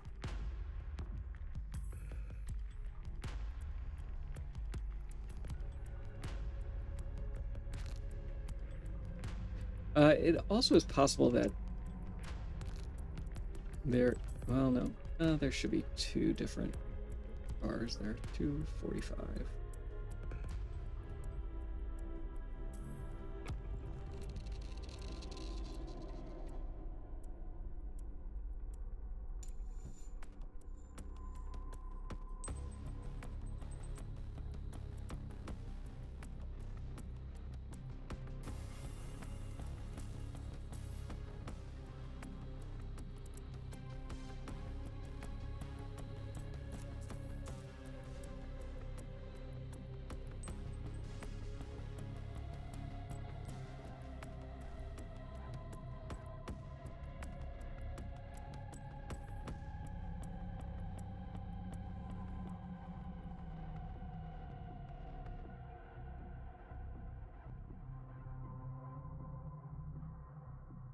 It may definitely have something to do with a function that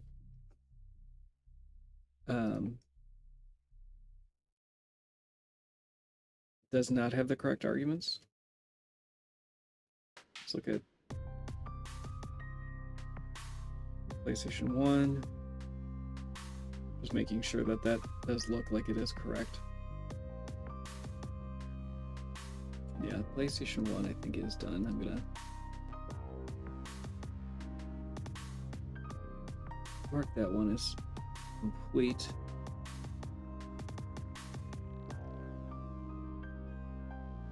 Let's go top to bottom again.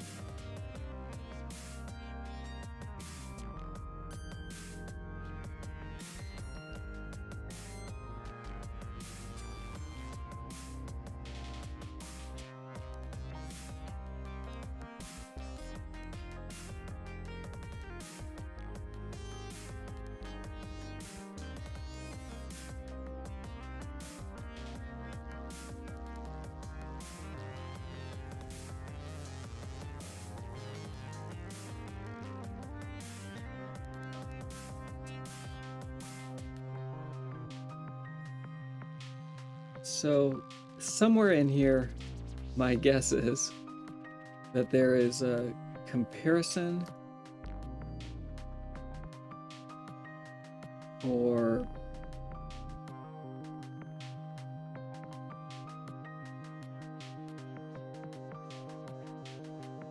sign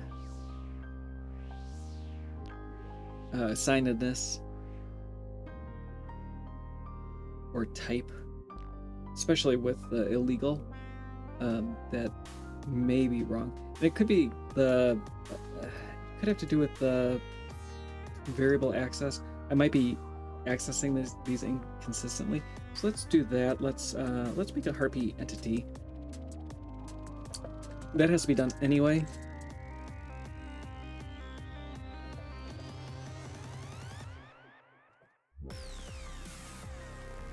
I don't think there's going to be a harpy yet.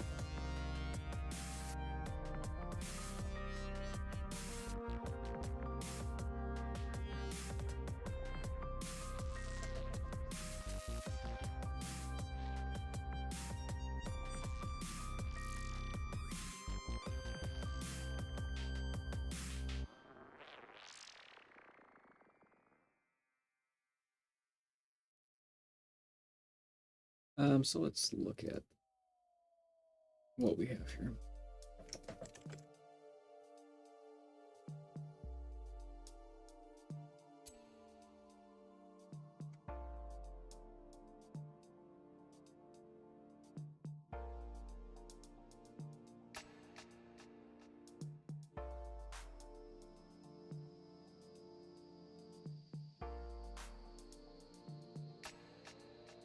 So the first one we have is the sine 16 at offset 4.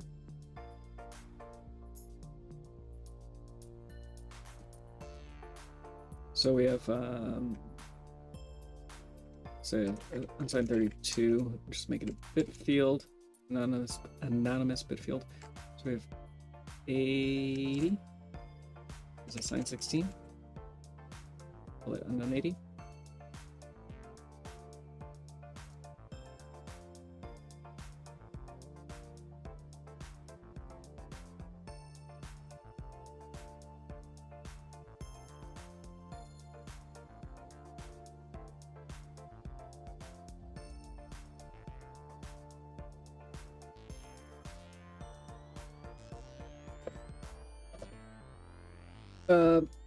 Hey CMS, Calver. Sorry, I missed your messages. What am I messing with in that code? 45 minutes later, I'm finally getting to your message. We're looking at the harpy. Apologies for missing the messages earlier.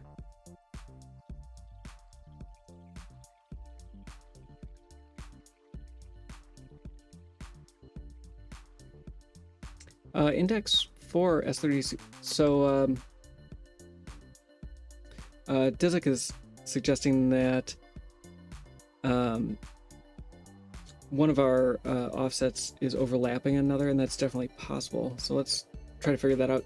They can possibly overlap if it's a fixed 32, for example, where that type is a union, and we might have cases where we want to read it as a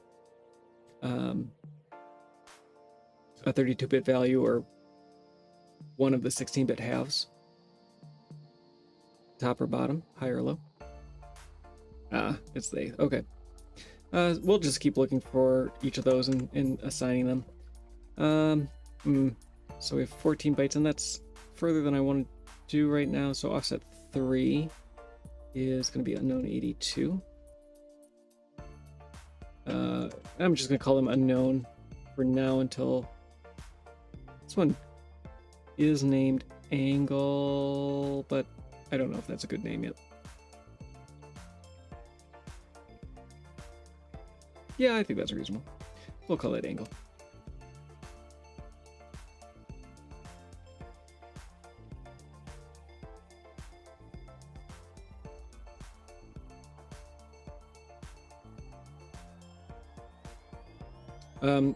A more specific angle might be better. So what are we looking at?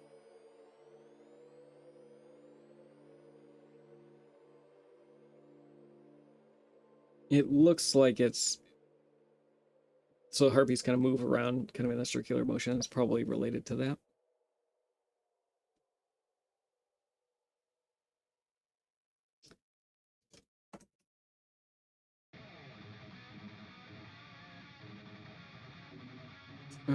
So offset 6.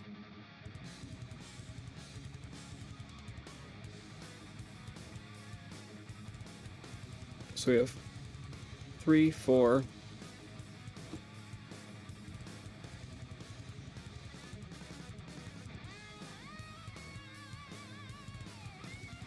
5.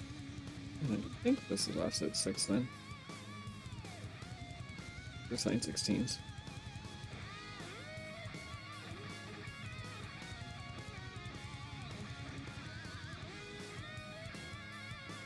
And make sure that I'm keeping the right offset. Oh, duh, 88.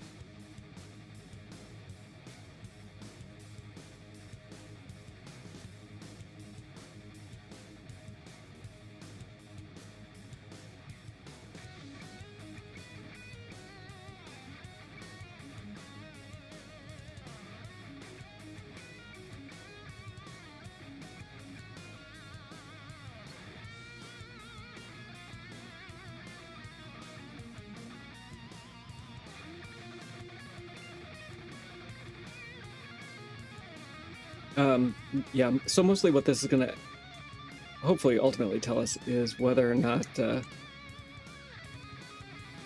let's see if there's offset 7. If any of these are overlapping or otherwise. Unfortunately, I'm not seeing...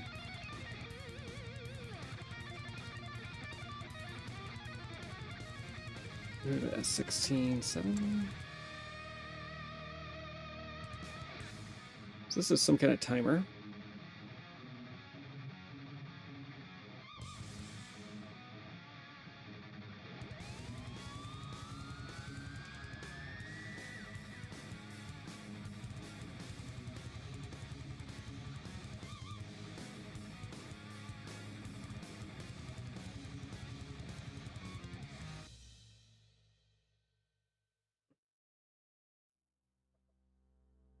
An unsigned 8 bytes in is interesting.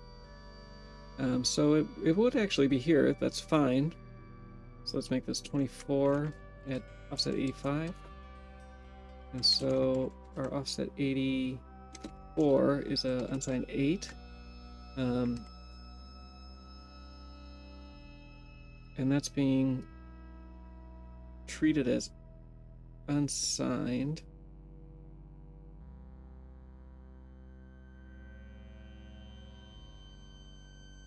And is there any difference? No, there's not. So we don't know if it's signed or not.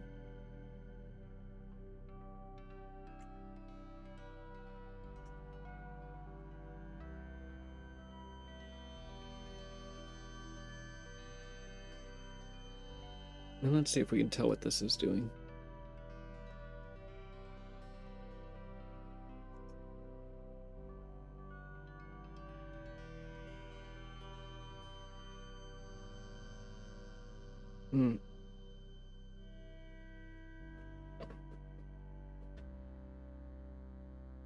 So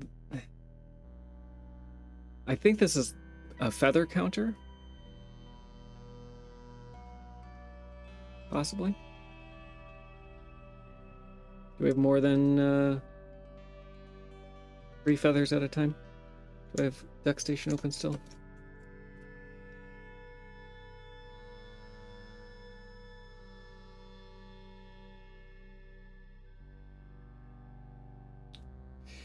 Let's see if I can.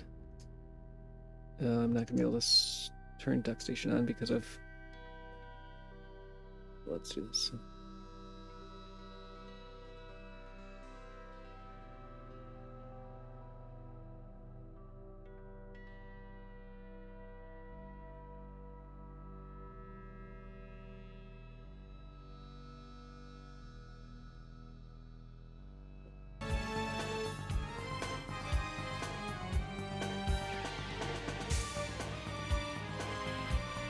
Save it.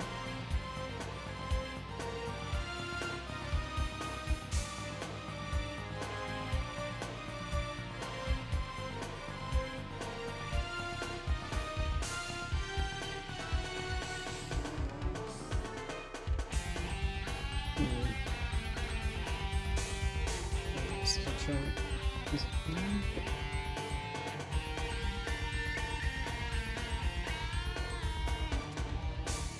Mouse my controller. I don't have a controller that works at the moment.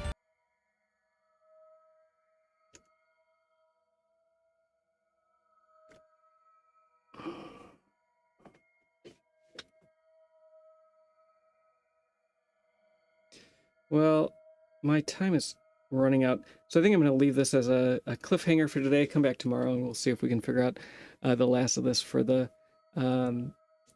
PSP.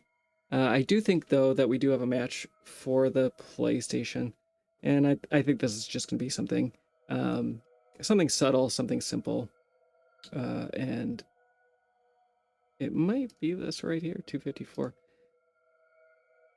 Ooh.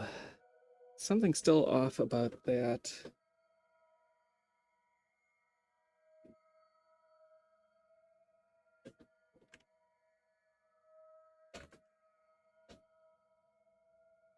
Yeah, something a little odd about that. So we'll come back tomorrow and try to finish it off. You can go to soten.z.dev to learn more about the Symphony of the Night Decomp project. Find a link to GitHub and a link to Discord, and I'll see you all tomorrow. Adios.